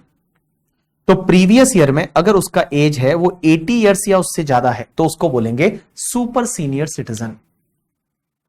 यहां पे 80 इयर्स या उससे ज्यादा है तो उसको बोलेंगे सुपर सीनियर सिटीजन। अब एक बात समझिए, इस सुपर सीनियर सिटीजन के केस में क्या होगा? तो सुपर सीनियर सिटीजन के केस में गाइस अप टू 5 लाख तक आपको कोई भी टैक्स नहीं लगेगा, up to 5 lakh there is no tax at all. उसके बाद में जो भी 5 लाख से आपका ज्यादा वाला अमाउंट रहेगा और वहां से लेके और 10 लाख का अमाउंट रहेगा उस पे आपका 20% की रेट से टैक्स लगेगा। उसके बाद में आपका जो 10 लाख से लेके और बेटा जितना भी हायर वाला अमाउंट रहेगा उस पे आपका 30% की रेट से टैक्स लगेगा। तो अप टू 5 लाख यहां पे बेसिक एग्जामिशन है सुपर सीनियर सिटीजन के केस में जिनकी एज 80 इयर्स या उससे ज्यादा है, रेजिडेंट इंडिविजुअल है। तो यहां पे बेटा आपका जो है वो एज है वो अगर मान लो 80 इयर्स या उससे ज्यादा हो गया इन द प्रीवियस ईयर, ये सेम कॉन्सेप्ट काका वाला यहां पे भी लगेगा। क्योंकि अगर इंस्टेड ऑफ 1963 यहां पे मान लो 43 में होता तो यहां पे 80th बर्थडे वो सेलिब्रेट करता on the 1st April 2023, then also you will assume that he has completed the age of 80 years on 31st March 2023 only and he can claim the enhance basic exemption of 5 lakh for the previous year 22-23 के लिए। तो this is called your basic tax rate for the individual HUF AOP BOI artificial juridical person. मैंने क्या बोला? In case of individual HUF AOP BOI artificial juridical person, what is your tax rate? अगर आपका total income up to 2,50,000 है dash 250 to 5 lakh 5%, 5 lakh to 10 lakh 20%, more than 10 lakh 30%. In case of senior citizen, resident individual age 60 years or more in the previous year up to 3 lakh there is no tax, 3 lakh to 5 lakh 5%, 5 lakh to 10 lakh 20%, more than 10 lakh 30%। उसके बाद में अगर super senior citizen है तो 5 लाख तक कोई भी tax नहीं लगेगा, 5 lakh to 10 lakh 20%, more than 10 lakh 30%। अब एक और चीज समझना आप लोग यहां पे, बेटा ये तो आपको टैक्स लगता है बट इस टैक्स के साथ साथ में आपको सरचार्ज भी लगेगा। इस टैक्स के साथ साथ में आपको क्या लगेगा? यहां पे सरचार्ज भी लगेगा। तो ये टैक्स के साथ में आपको ऐड करना पड़ेगा सरचार्ज, सरचार्ज भी लगेगा। अब आप बोलेंगे ये सरचार्ज क्या होता है? तो surcharge means there is a additional tax or you can say that the extra tax. अब ये एडिशनल टैक्स क्यों लगता है? क्योंकि एक बात समझिए, अगर आप ज्यादा इनकम कमा रहे हो, if any person is earning the higher income then he has to pay some extra tax, that is called surcharge. तो यहां पे सरचार्ज भी लगता है। सरचार्ज कैसे लगता है?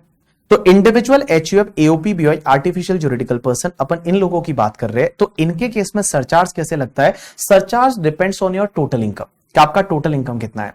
तो अगर आपका टोटल इनकम जो है, टोटल इनकम का मतलब आपका नेट टैक्सेबल इनकम, ये अगर आपका अप टू 50 लाख रुपीज है तो बेटा इस पे कोई भी आपको सरचार्ज नहीं लगेगा। Means total income is up to 50 lakh rupees, means 50 lakh रुपए या उससे कम है तो आपको कोई सरचार्ज नहीं लगेगा। तो जैसे मान लो मेरी इनकम है, तो मेरी इनकम 15-20 लाख की है तो उस पर कोई भी सरचार्ज नहीं लगता, मींस टैक्स पे कोई सरचार्ज नहीं, जो टैक्स आएगा वो मुझे पे करना है। लेकिन बेटा अगर किसी का इनकम जो है नेट टैक्सेबल इनकम वो मोर देन 50 लाख है और वहां से लेके 1 करोड़ रुपए तक है तो सरचार्ज लगेगा 10% की रेट से। Means if your income is more than 50 lakh up to 1 crore, then on whatever the tax amount, on that tax amount you have to add the surcharge of the 10%. But अगर आपका income 1 crore से ज्यादा है और up to आपका 2 करोड़ है तो उसमें सरचार्ज लगेगा आपका 15% की रेट से। अगर आपका इनकम 2 करोड़ से ज्यादा है एंड आपका अप टू 5 करोड़ है तो उस केस में आपको सरचार्ज लगेगा 25% की रेट से। एंड गाइस अगर आपका इनकम 5 करोड़ से भी ज्यादा है, मींस आप तो बहुत ज्यादा रईस हो, individual HUF AOP BOI artificial juridical person, अगर बहुत ज्यादा रोहित रईस लोग हैं जिनकी 5 करोड़ से ज्यादा इनकम है करके, ठीक है, तो उस केस में आपको सरचार्ज कितना लगेगा? 37% सरचार्ज लगेगा। जो भी टैक्स आएगा उस टैक्स में आपको 37% है वो आपको सरचार्ज लगेगा। तो देखिए, if your total income is net taxable income is after claiming deduction and all, net taxable income is up to 50 lakh, there is no surcharge at all. If income is more than 50 lakh up to 1 crore है, means 50 lakh 1 rupees से लेके 1 करोड़ तक है, your surcharge will be 10% on the tax. Means जो भी आपका tax रहेगा ना, उस टैक्स पे सरचार्ज लगेगा। टैक्स में आपको 10% ऐड करना है। If it is more than 1 crore up to 2 crore then आप 15% ऐड करेंगे। If it is more than 2 crore up to 5 crore आप 25% ऐड करेंगे। If it is more than 5 crore आप 37% है वो आप सरचार्ज ऐड करेंगे। तो surcharge you have to add on the tax on the total income. So total income पे पहले आपने टैक्स निकाल दिया और उस टैक्स पे आपको फिर क्या करना है? ये सरचार्ज ऐड करना है, 37% surcharge. If your income net taxable income is more then, ये बोलता है आपको 37% सरचार्ज लगेगा। अरे कैसे लगेगा? मैं गरीब आदमी हूं, मैं बेसिक एग्जामिशन का बेनिफिट लेता हूं, स्लैब रेट वाला बंदा हूं करके, ठीक है। तो मेरे केस में जो टैक्स लगता है, मुझे बहुत बार तो 87A का रिबेट मिल जाता है। और 87A का रिबेट क्या होता है अपन पढ़ेंगे अभी थोड़ी देर बाद। 12,500 रुपए का मुझे रिबेट मिल जाता है, कोई टैक्स मैं नहीं भरता हूं। तो देखिए, तो यहां पे आपको सरचार्ज लगेगा, but surcharge is depends on your total income. तो टोटल इनकम कितना है उस पे आपका सरचार्ज है वो आपका डिपेंड करेगा। अब एक बात समझना, आपने टैक्स ले लिया, उसमें सरचार्ज ऐड कर दिया। सरचार्ज ऐड करने के बाद हमेशा आपको ऐड करना पड़ेगा हेल्थ एंड एजुकेशन सेस, और हेल्थ एंड एजुकेशन सेस है वो 4% है। ये आपका 4% की रेट से, standard health and education cess है 4% की रेट से, you have to add the 4% of health and education cess करके, ठीक है। तो देखिए, सबसे पहले टैक्स लीजिए, टैक्स पे आप क्या ऐड करिए? सरचार्ज ऐड करिए। और अगर सरचार्ज लगता है तो अदरवाइज आपको हेल्थ एंड एजुकेशन सेस है वो फिर आपको ऐड करना है 4% की रेट से। So 4% is health and education cess.